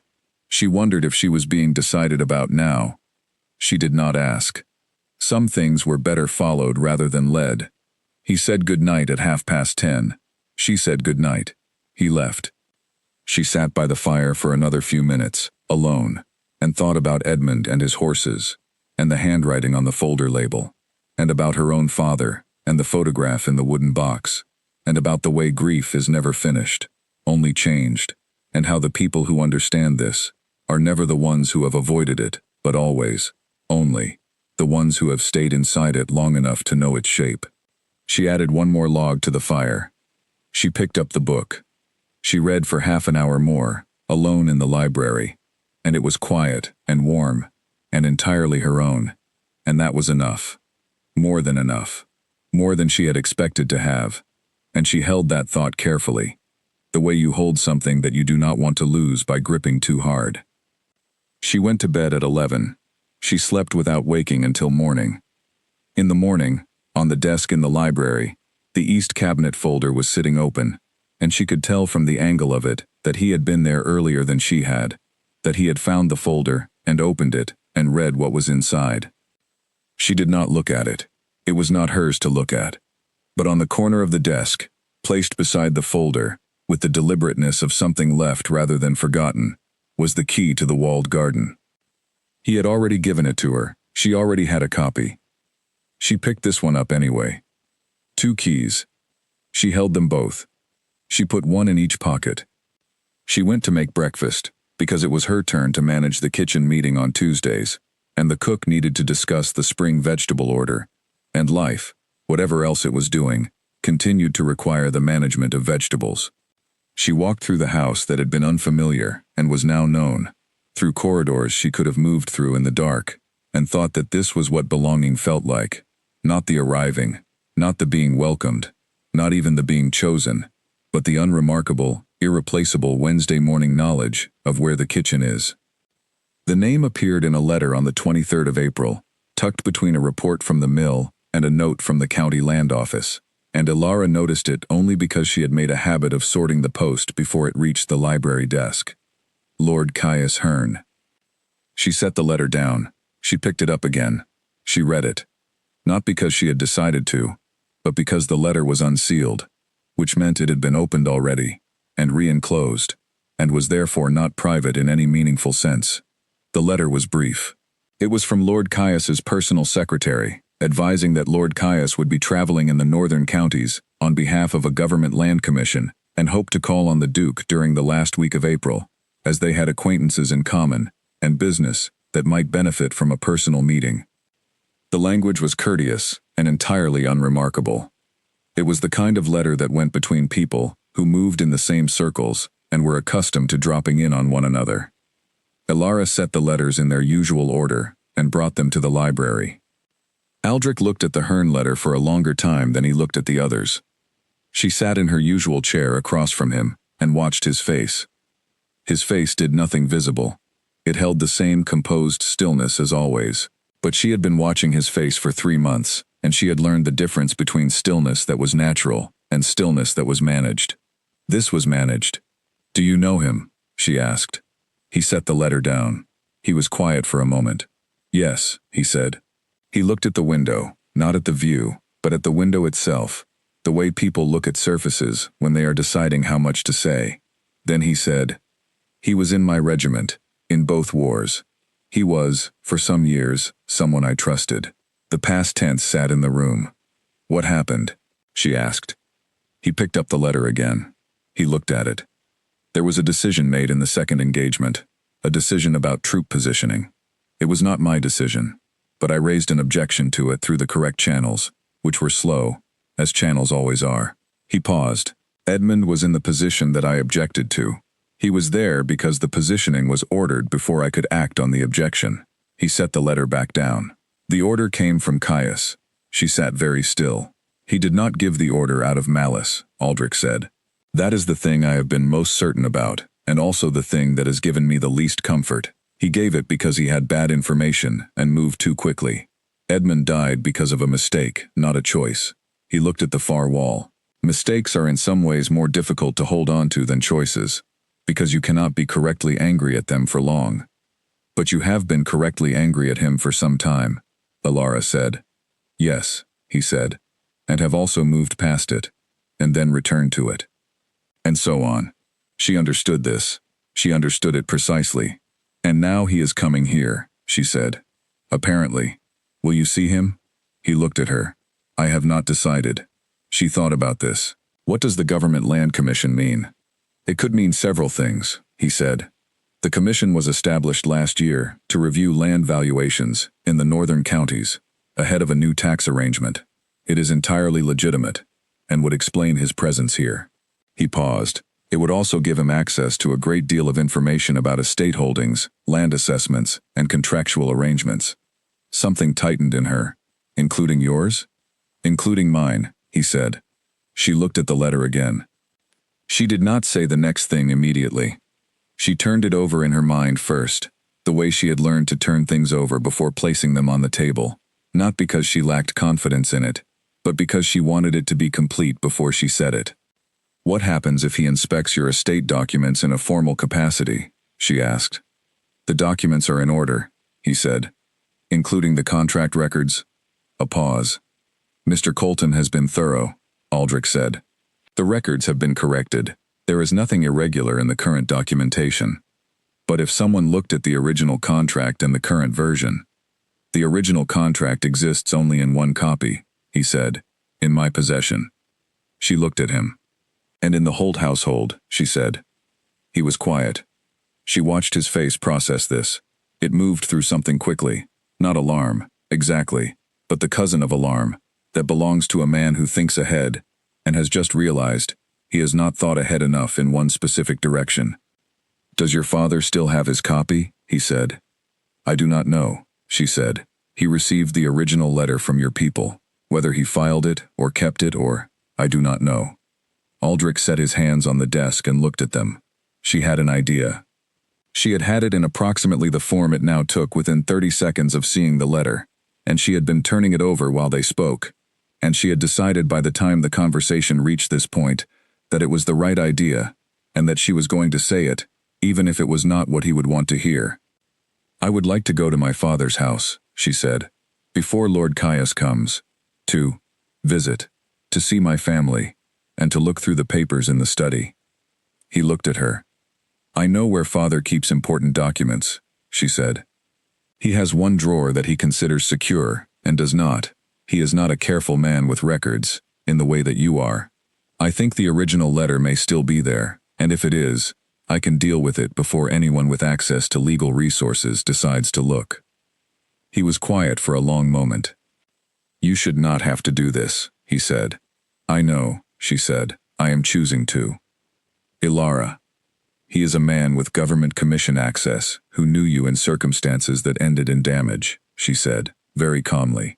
He is coming to your estate with legal authority to review your records, whatever his motive, and we do not yet know his motive. I would like to remove any variable from this situation that I can remove. She paused. The original letter is a variable I can reach. You cannot reach it. I can. He looked at her for a long time. She could see him working through it. The arguments against, which were real, and the logic of it, which was also real. I do not want you to take risks for things that are my responsibility, he said. They are also mine, she said. She said it quietly, but absolutely. I signed documents in this house. My name is on the records now. What affects this household affects me, and I am not asking your permission to manage things that affect me. She met his eyes. I am telling you what I intend to do. Another silence. Then he said, How long would you need to be away? 3 days, she said. 2 there and back, 1 day in the house. He nodded once. When do you want to leave? Tomorrow morning, she said. Before Lord Caius sends confirmation of his arrival date. He looked at the Hearn letter one more time. Then he reached for it and placed it in the lower desk drawer, where he put things that required action. Mrs. Aldgate will arrange the carriage, he said. Thank you, she said. She stood to go. Alara, he said. She turned. He was looking at her, with the expression she had come to know as the one he wore when he had decided something, and was about to say it without managing it. Be careful, he said. It was not a warning exactly. It was something else. 2 words that carried the weight of a man who had learned the cost of people he cared about, being in the wrong place at the wrong time, and who was asking her not to be. I will, she said. She left for the Holt house the next morning. The roads had dried in the spring warmth, and the journey was easier than the journey north had been in January. The landscape in reverse, narrowing from wide and quiet to familiar and smaller. She watched the country change through the window of the carriage and thought about the 2 keys in her pocket, which she had kept there, and about Aldrich's face when she had said that she was not asking his permission. She had expected him to object more. She had expected, not anger, because he was not a person who expressed things as anger, but some version of resistance. The resistance had been real but brief, and what had replaced it, once she had said what she meant, was something that looked very much like relief, as though he had been waiting for someone who would not fold when he looked at them, and had finally found out that she did not. She arrived at the Holt house on the 2nd day. It looked smaller than she remembered, though she knew from years of returning to places after absence that they do not actually shrink. It is simply that you have expanded in the meantime, and the space between you and the thing changes the proportion. Geoffrey Holt was at home. He was surprised to see her, clearly, though he recovered quickly, and was warm in the way he had always been warm with her, careful and genuine. She told him she had come for a short visit, which he accepted. Mirabelle was not there. She was, apparently, visiting a friend in the city. Alara felt a complicated mix of relief and the particular anticlimactic feeling you get when you have prepared for something that does not occur.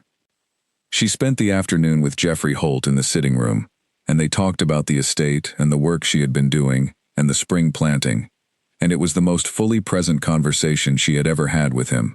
He asked about Aldrich with what she recognized, for the first time, as genuine interest rather than financial concern, and she answered with more warmth than she would have 4 months ago.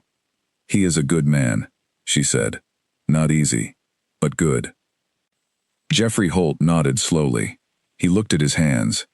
I handled things badly, he said. With you. I have been aware of it. Yes, she said. You did. He nodded again. He did not offer elaborate reasons. She valued that. That evening, after dinner, she went to his study on the pretext of finding a stamp for a letter she needed to post. Geoffrey Holt was in the sitting room, with a book and a glass of something warm, and she moved through the study quietly and quickly. The important drawer was where it always was. It was not locked, had never been locked, and inside it was the organized disorder of a man who put things away in the general direction of somewhere safe. She looked through it methodically, beginning at the back and working forward, reading labels and corners quickly. She found the original letter on the 4th minute. It was folded inside an envelope that had been addressed in the Duke's secretary's hand, and it contained the original contract proposal with the original name, Mirabelle Holt. She took it. She folded it in half and placed it in the inside pocket of her jacket, which she had chosen that morning precisely because it had a deep inside pocket. She found a stamp. She went back to the sitting room. She posted her letter the following morning. The carriage left after breakfast. She was back at Voss Keep before the sun went down. He was in the library. She came in and set the original letter on the desk without preamble. He looked at it. He looked at her. Was it there? He said. Yes, she said. He picked up the letter and looked at it. Then he set it in the same dish on the corner of the desk that he used for things to be burned, and he held a candle to the corner of it, and they both watched it go. When it was done, the dish held only ash, and the room was quiet. Lord Caius sent his confirmation this afternoon, he said. He arrives Tuesday. Good, she said. He looked at her. You are not worried? I was worried before, she said. Now the variable is removed, and I would rather spend my energy on something productive. He looked at her for a long moment. Then he said, There is something I need to tell you about Caius. Before he comes. She sat down. He did not only cause Edmund's death through bad information, Aldrich said. He said it with the careful flatness of someone who has had a long time to know what they mean, and is now determining how to say it in a way that is accurate.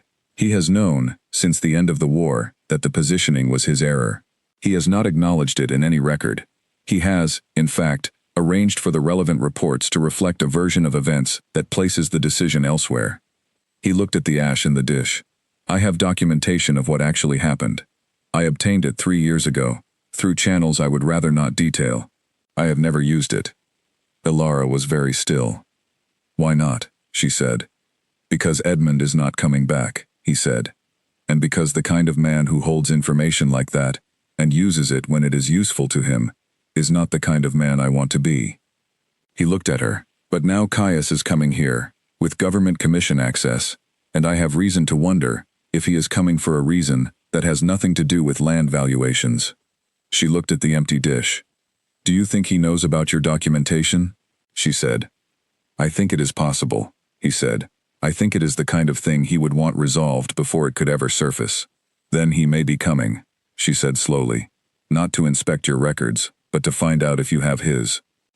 A silence. Yes, he said. She sat with this for a moment. She thought about variables.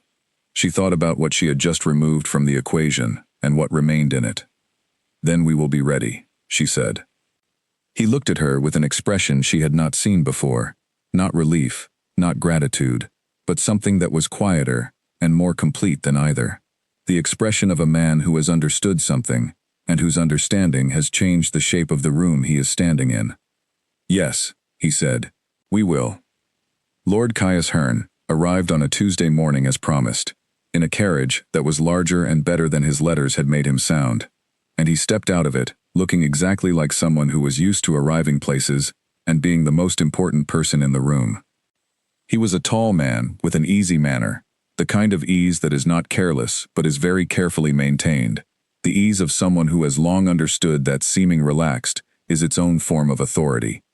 He had light-colored hair going silver at the temples, and a face that was handsome, in the way of a portrait of a handsome person, formally correct, a little remote in the parts that mattered.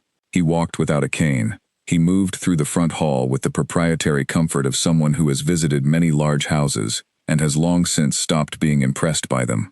Ilara was standing in the hall when he arrived. She had chosen to be there deliberately.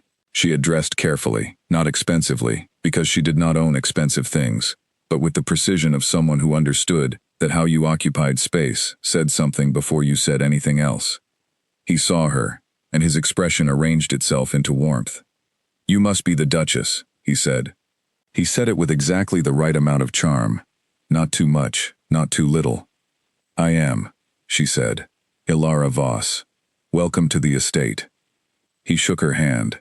His hand was dry and firm, and held hers for precisely the length of time that was correct, not a fraction longer.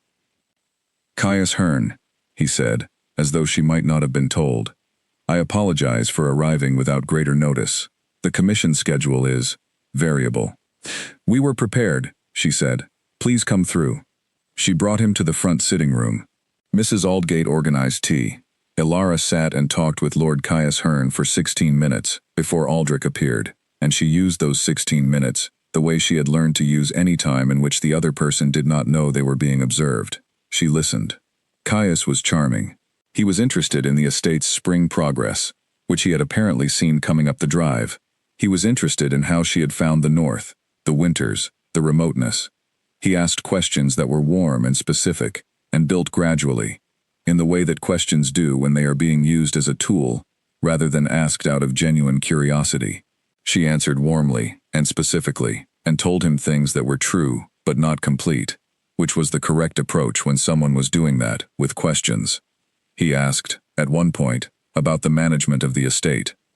"It keeps us very busy," she said. "There are a great number of records to manage. More than I expected, honestly." He looked at her with friendly interest. "Records are the foundation of everything," he said. "That is what I find, again and again, in this commission work. Whatever you want to know about an estate, the records tell you." "Yes," she said pleasantly. "They really do." Aldrich appeared in the doorway. Caius stood. They all stood, and the two men looked at each other, and Alara watched the specific quality of a room when two people who have history enter it together. Not hostile, not warm, but dense with the things that have not been said yet. "Aldrich," Caius said. His voice was entirely controlled. The warmth in it was real, but placed, like furniture that has been arranged to look natural. "Caius," Aldrich said. He looked at him for a moment with the level gaze that was, Alara knew by now, his most deliberate mode. Then he extended his hand, and they shook, and that was the end of the first round of something that was going to last several days. Lunch was served in the dining room. It was the first time Alara had managed a formal meal at the estate. There had been no occasion before, and she had spoken with Mrs. Penny the previous afternoon about what would be appropriate. Mrs. Penny had opinions. Alara had listened to them and filtered them through her own, and the result was a lunch that was very good and looked effortless, which was the goal. Caius complimented it with the practiced ease of someone who complimented meals in great houses regularly. Aldrich ate and said little. Alara managed the conversation, which required more skill than she would have expected 3 months ago, and which she found she could do.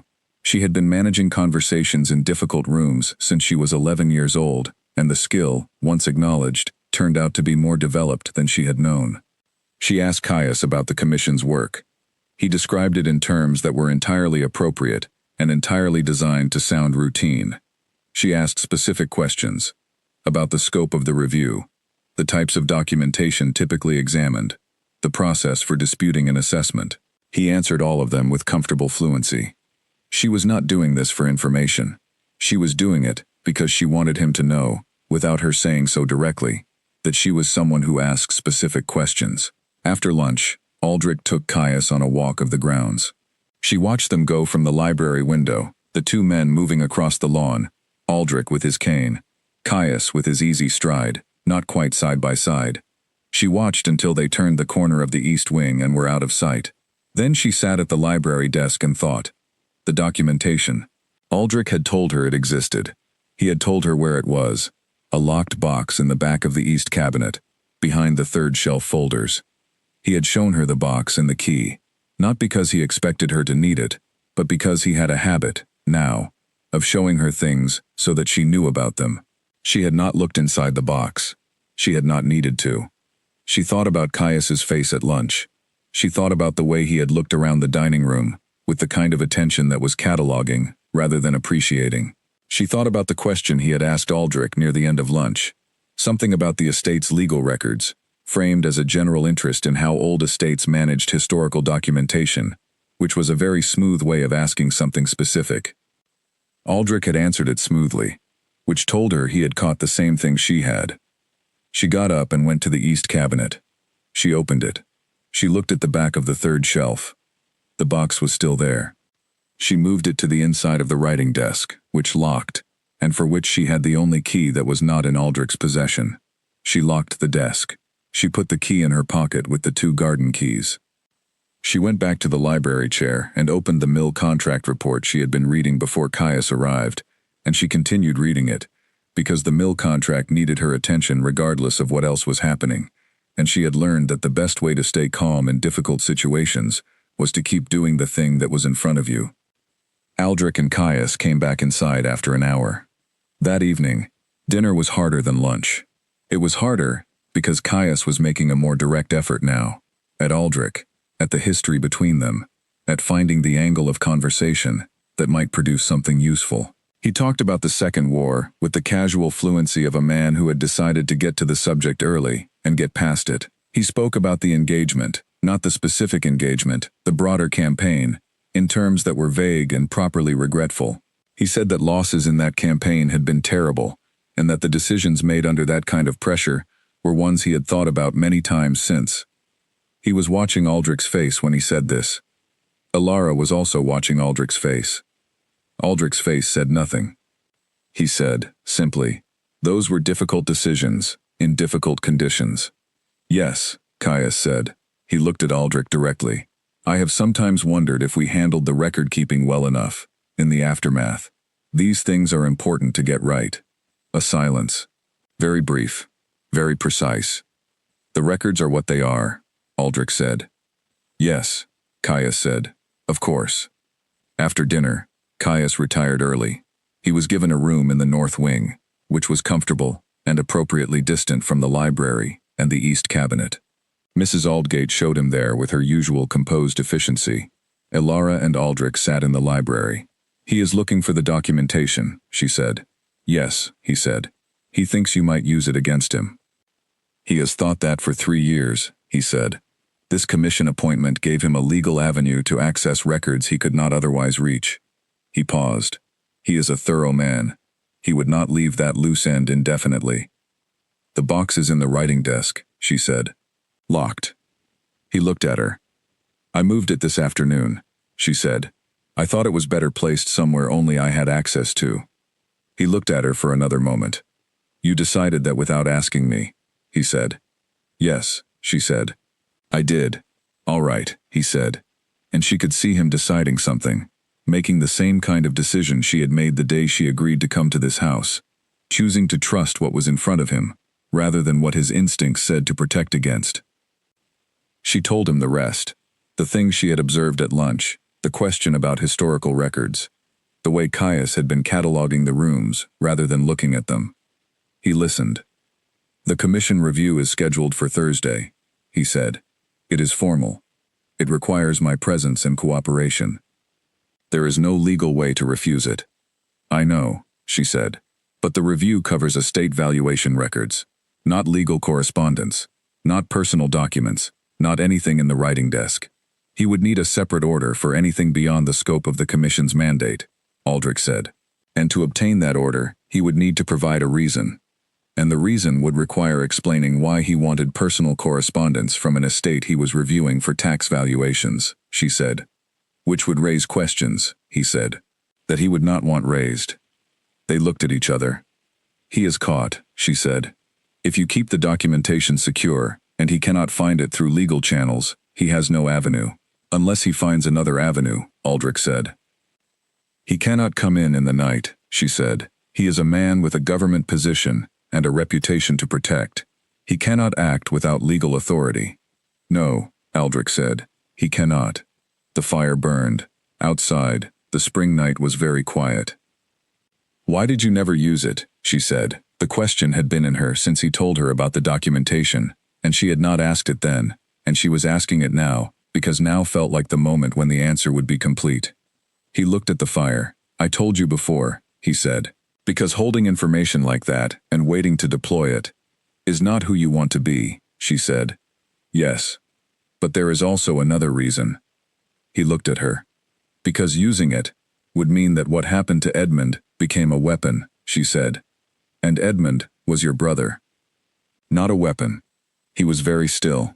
"That is the reason," she said. "Isn't it?" A long silence. "Yes," he said. She looked at the fire. "The documentation should be given to someone trustworthy," she said carefully. "Not used, given. To someone with the authority to review it and make a determination based on the truth rather than as leverage." She paused. "There is a difference between an act of revenge and an act of record-keeping." He looked at her for a long time. The fire moved. Something in the room was different, not larger, not more significant than it had been a moment ago, but more settled. Like a thing that had been held up for a long time by effort was now being set down somewhere solid. "I have a contact in the Ministry of War Records," he said slowly. "A man I trust. He has been looking into the records from that engagement independently, for his own reasons. I was not prepared to give him what I have. I have been not prepared." He paused. "I think I may be prepared now." "Because of what Caius is doing?" she asked. Because of why you told me not to use it, he said. She said nothing. She let the space stand. Edmund deserves an accurate record, Aldrich said. Not a revised one. Not a convenient one. He deserves the truth of what happened. Placed somewhere it cannot be changed. He looked at his hands. I have been protecting the documentation as though it were my property. But it belongs to the truth, and I should have given it to the truth a long time ago. She was quiet. You told me that, she said. Just now. Not me. You made it possible to arrive there, he said. That is also something. She was quiet for another moment. Then she said, Shall I get the box from the desk? Yes, he said. She got it. He opened it. He sat at the desk and went through the contents. Papers, letters, a small notebook in Edmund's handwriting, a statement from a surviving soldier, and 3 other documents whose significance she could see on his face as he read them. He set them in order. He took out a clean sheet. He began to write a letter to the man at the ministry. She sat across from him and did not speak and did not leave. At some point after midnight, the letter was done. He sealed it. He set it on the corner of the desk. It goes in the Morning Post, he said. Yes, she said. He looked at her. He was tired. She could see it. Not in the way of a person who is defeated, but in the way of a person who has put down something they have been carrying for a very long time, and whose arms are only now beginning to notice the weight they were holding. Thank you, he said. She had never heard him say it that way before. Not the polite form of it, not the formal acknowledgement. The version that meant, you made this possible, and I know it, and I am not going to pretend otherwise. You would have gotten here eventually, she said. Perhaps, he said, but probably not by Thursday. She looked at the sealed letter. Then she looked at him. He was looking at her, with the expression she had begun to know, as the one that came before something honest. The slight stillness, the quality of a decision being made. He said, I do not want you to ever be in a position where you have to manage risk on my behalf, because you feel it is your responsibility to do so. I do it because I choose to, she said.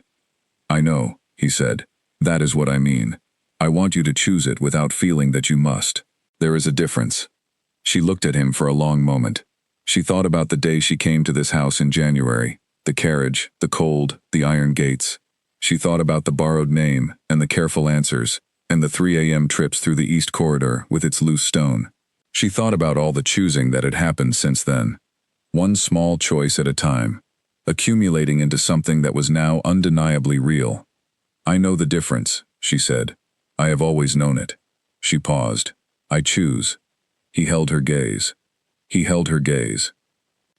Then, without drama, without anything that could be called an event, he reached across the desk and took her hand, just held it, the way a person holds something that has been in danger and is now safe. Not tightly, not loosely, with the steady and complete attention of someone who is paying full notice to the thing they are doing. She did not move her hand. They sat like that for a while, in the library, in the quiet, with the letter in the corner of the desk, and the fire burning down, and the spring night outside the windows doing what spring nights do, slowly, warmly, turning the world toward something new. The commission review took place on Thursday morning as scheduled, in the library, with 2 assessors from Lord Caius's team, and a notary who had come from the county offices, and who took notes in a rapid, practiced hand that suggested he had sat through many such reviews and had developed strong feelings about efficiency. Aldrich was present.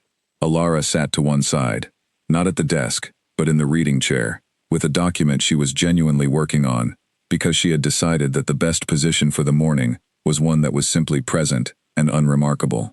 She was not hiding. She was not performing anything. She was a woman in her library doing work, which was true. Lord Caius arrived with the assessors. He looked rested. He looked, in fact, exactly as he had looked on Tuesday, which told her that he was either a man of extraordinary composure or a man who had not spent the previous night troubled by the things that had been in the air between them at dinner. She suspected it was the former. Extraordinary composure was not the same as innocence. The review proceeded through the morning. The assessors asked for documents, land valuations, tenancy records, the mill and dairy contracts, the road agreements. These were produced from the correctly labeled folders in the cabinet because Aldrich's records were in perfect order, which was one of the things about him that she had come to depend on. Absolutely. Whatever else was complex, the records were correct. Caius did not lead the review. He observed it. He stood to one side and watched, and occasionally made a note in a small leather book, and occasionally asked a question that the assessors had not thought to ask. The questions were good questions, specific, precise. The questions of a man who understood documents and was genuinely knowledgeable about what he was looking at. Ilara noticed this and noted it. A man who was only here to look for something would not ask such complete questions about the things that did not interest him. He was also, truly, doing his job. That made him more dangerous, not less. The most difficult people to navigate are always the ones who have real business, alongside the other kind. At one point, during a review of the land boundary records, Caius looked up from the documents and met Ilara's eyes. She met his evenly. He looked back at the documents. At noon, the review paused for lunch. The assessors ate in the dining room. Caius stayed in the library on the pretext of making notes, and Aldrich stayed because Ilara stayed, and she stayed because she was interested in the shape of the next few minutes. Caius set his leather book on the desk. He looked around the room, not searching, just looking. The way you look at a room you want to remember. You have a well-organized household, he said. Thank you, Aldrich said. Records like these take years to establish, Caius said. I have seen estates twice this size with documentation that takes months to untangle. He paused. You have always been thorough. Yes, Aldrich said. Caius looked at him. The easy manner was present as always, but something underneath it had shifted slightly, barely perceptibly, but Ilara caught it.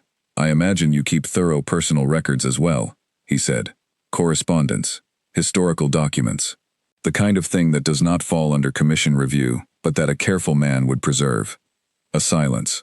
I keep records of what is worth keeping, Aldrich said. Of course, Caius said. He looked at the desk. He looked at the cabinets. He looked, briefly, at the writing desk that stood against the far wall and was currently locked and contained nothing, because the box had been moved again, to a location Ilara had not yet told anyone, but which was not in this room. She watched him look at the writing desk. She watched him decide something, and then look away. I received an interesting letter this morning, Aldrich said. Caius looked at him. From the Ministry of War Records, Aldrich said. An acknowledgement of correspondence I sent them recently. They are evidently reviewing some documents I provided regarding the Northern Campaign. He said it with complete calm, the way he said everything, without drama, without heat. I expect the review will take some time. These things always do. The silence that followed was not long. It was perhaps 6 seconds, but it was the most significant 6 seconds of the morning. Ilara watched Caius's face. The composure held. Of course it held. He had not maintained that composure through 2 wars and a government career by letting it go in 6 seconds. But something happened behind the composure. Something small and precise. And she watched it happen, and then watched it be managed. And she thought, he knows. He knows what Aldrich sent. He knows. And he knows he cannot reach it. And he is deciding right now what his position is. The ministry is very thorough, Caius said. Yes, Aldrich said. They are. Another silence, shorter this time. I am glad the records are being properly reviewed, Caius said. He said it with complete sincerity, which was the most interesting thing he had done since he arrived. It was the sincerity of a man who has just had a weight removed, not added. Ilara parsed this quickly and revised her assessment. He had not come here only to look for the documentation and suppress it. He had come here also, perhaps primarily, because not knowing where it was and what Aldrich intended to do with it had been its own unbearable weight. He had carried the same thing for 3 years that Aldrich had, just from the other direction. She filed this away, not for use, just for understanding. The afternoon review concluded at 3. The assessors gathered their papers and exchanged documents with Aldrich for signature, and everything was stamped and noted, and the notary put his own stamp on several things, and the whole business concluded with the orderly bureaucratic certainty of a process that had been designed to proceed without complications. Caius shook Aldrich's hand at the front door. He looked at him for a moment, just a moment, with something that was not quite an apology, and not quite an acknowledgement, but that was the closest thing to both that a man in his position could produce in public, in front of witnesses, without anything having been formally established. I hope the ministry review is useful, he said. I believe it will be, Aldrich said. Caius looked at Ilara. He inclined his head slightly. It was a pleasure, he said. Safe journey, she said. The carriage went. The gates closed. She and Aldrich stood on the front step, exactly as they had stood after Mirabelle left, 6 weeks ago, in this same position, in colder air.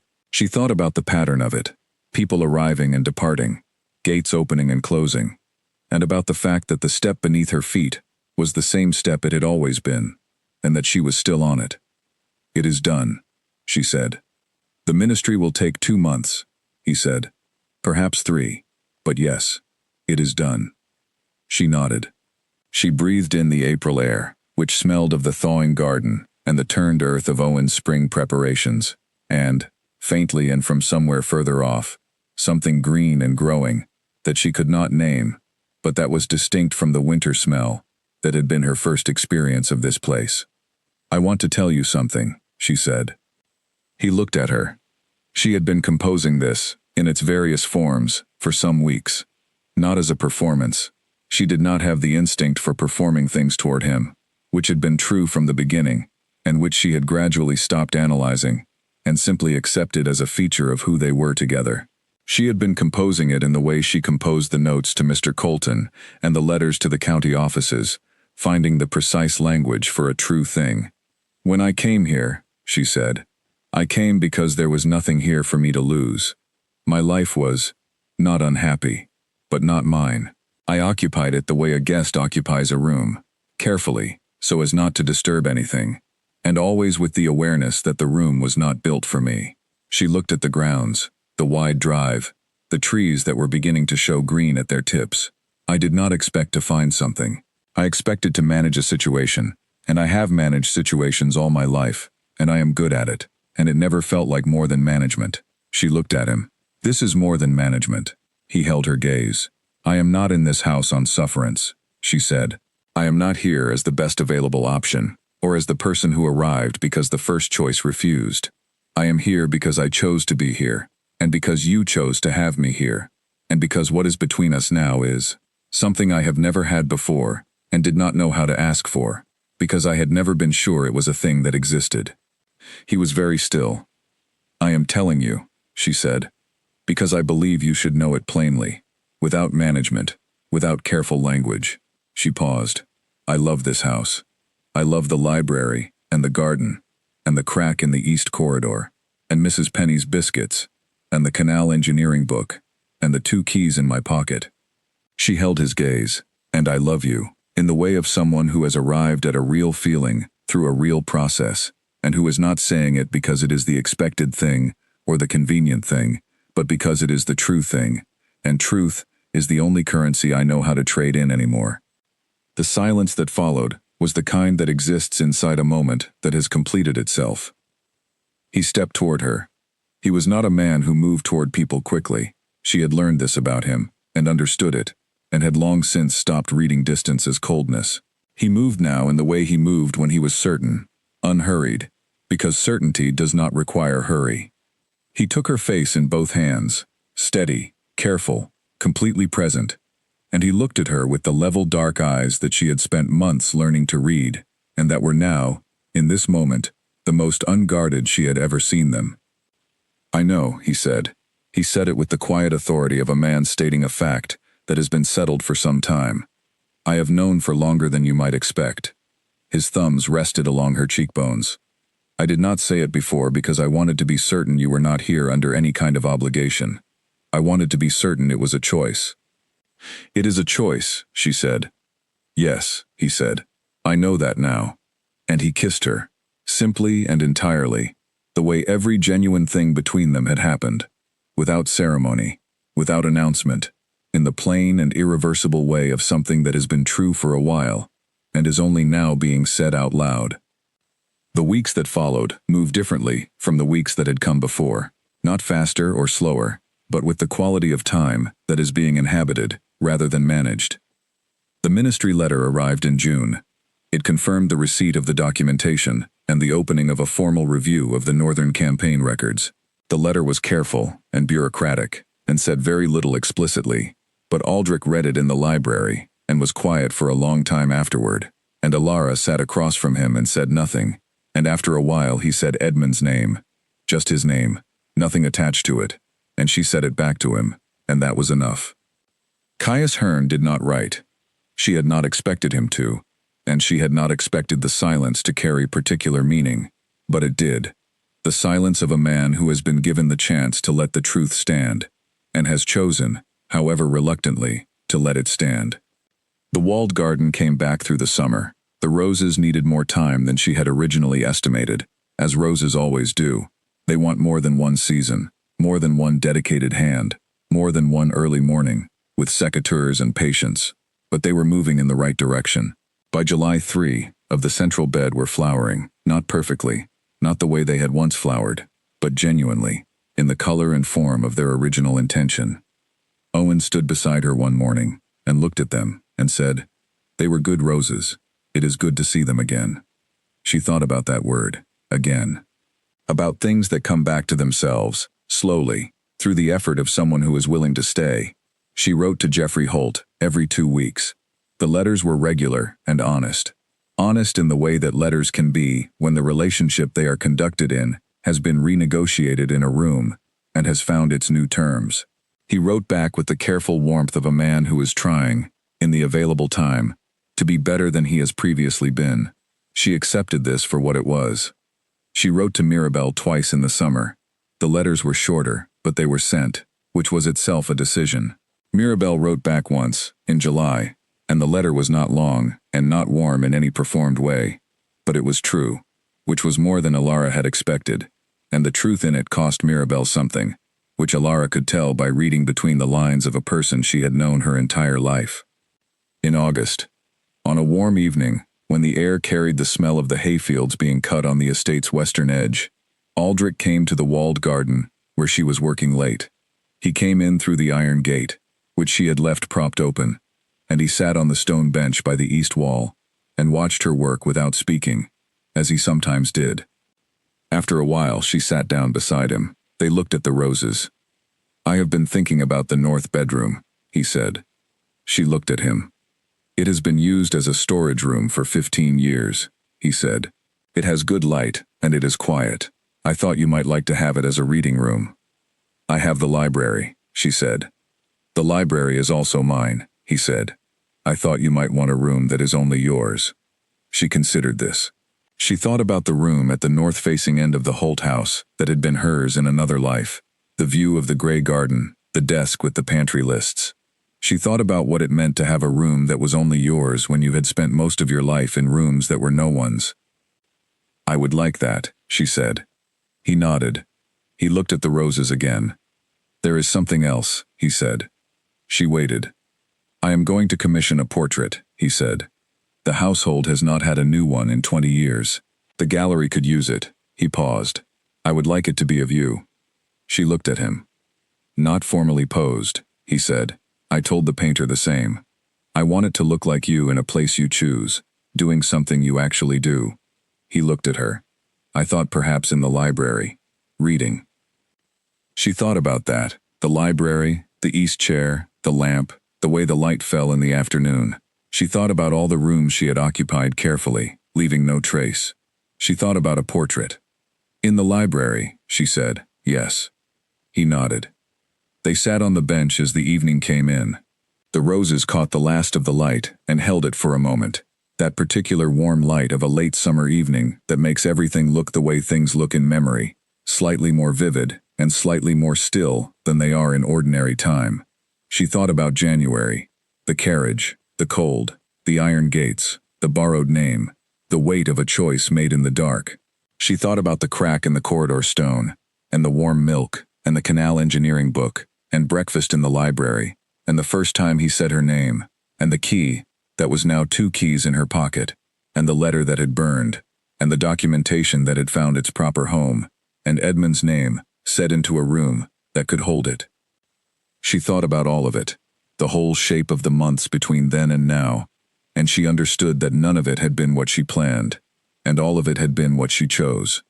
She had been sent here as a substitute. She had arrived as a lie. She had told the truth, and been met with truth, And out of that particular sequence of events had come something that was hers, in a way nothing had ever been hers before.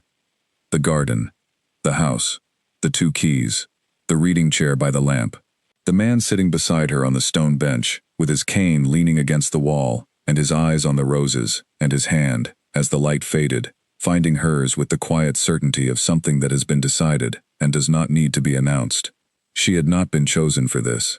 She had not been rescued into it. She had not been granted it, or given it, or had it arranged for her by someone with more power deciding what she deserved.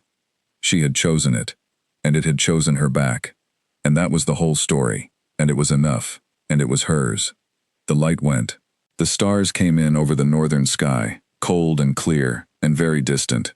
The same stars that had been there in January, when she stood outside the gates for the first time, and told herself that she was fine, that this was manageable, that she could do this. She had been right. The gate was still propped open. The roses were still flowering. She stayed.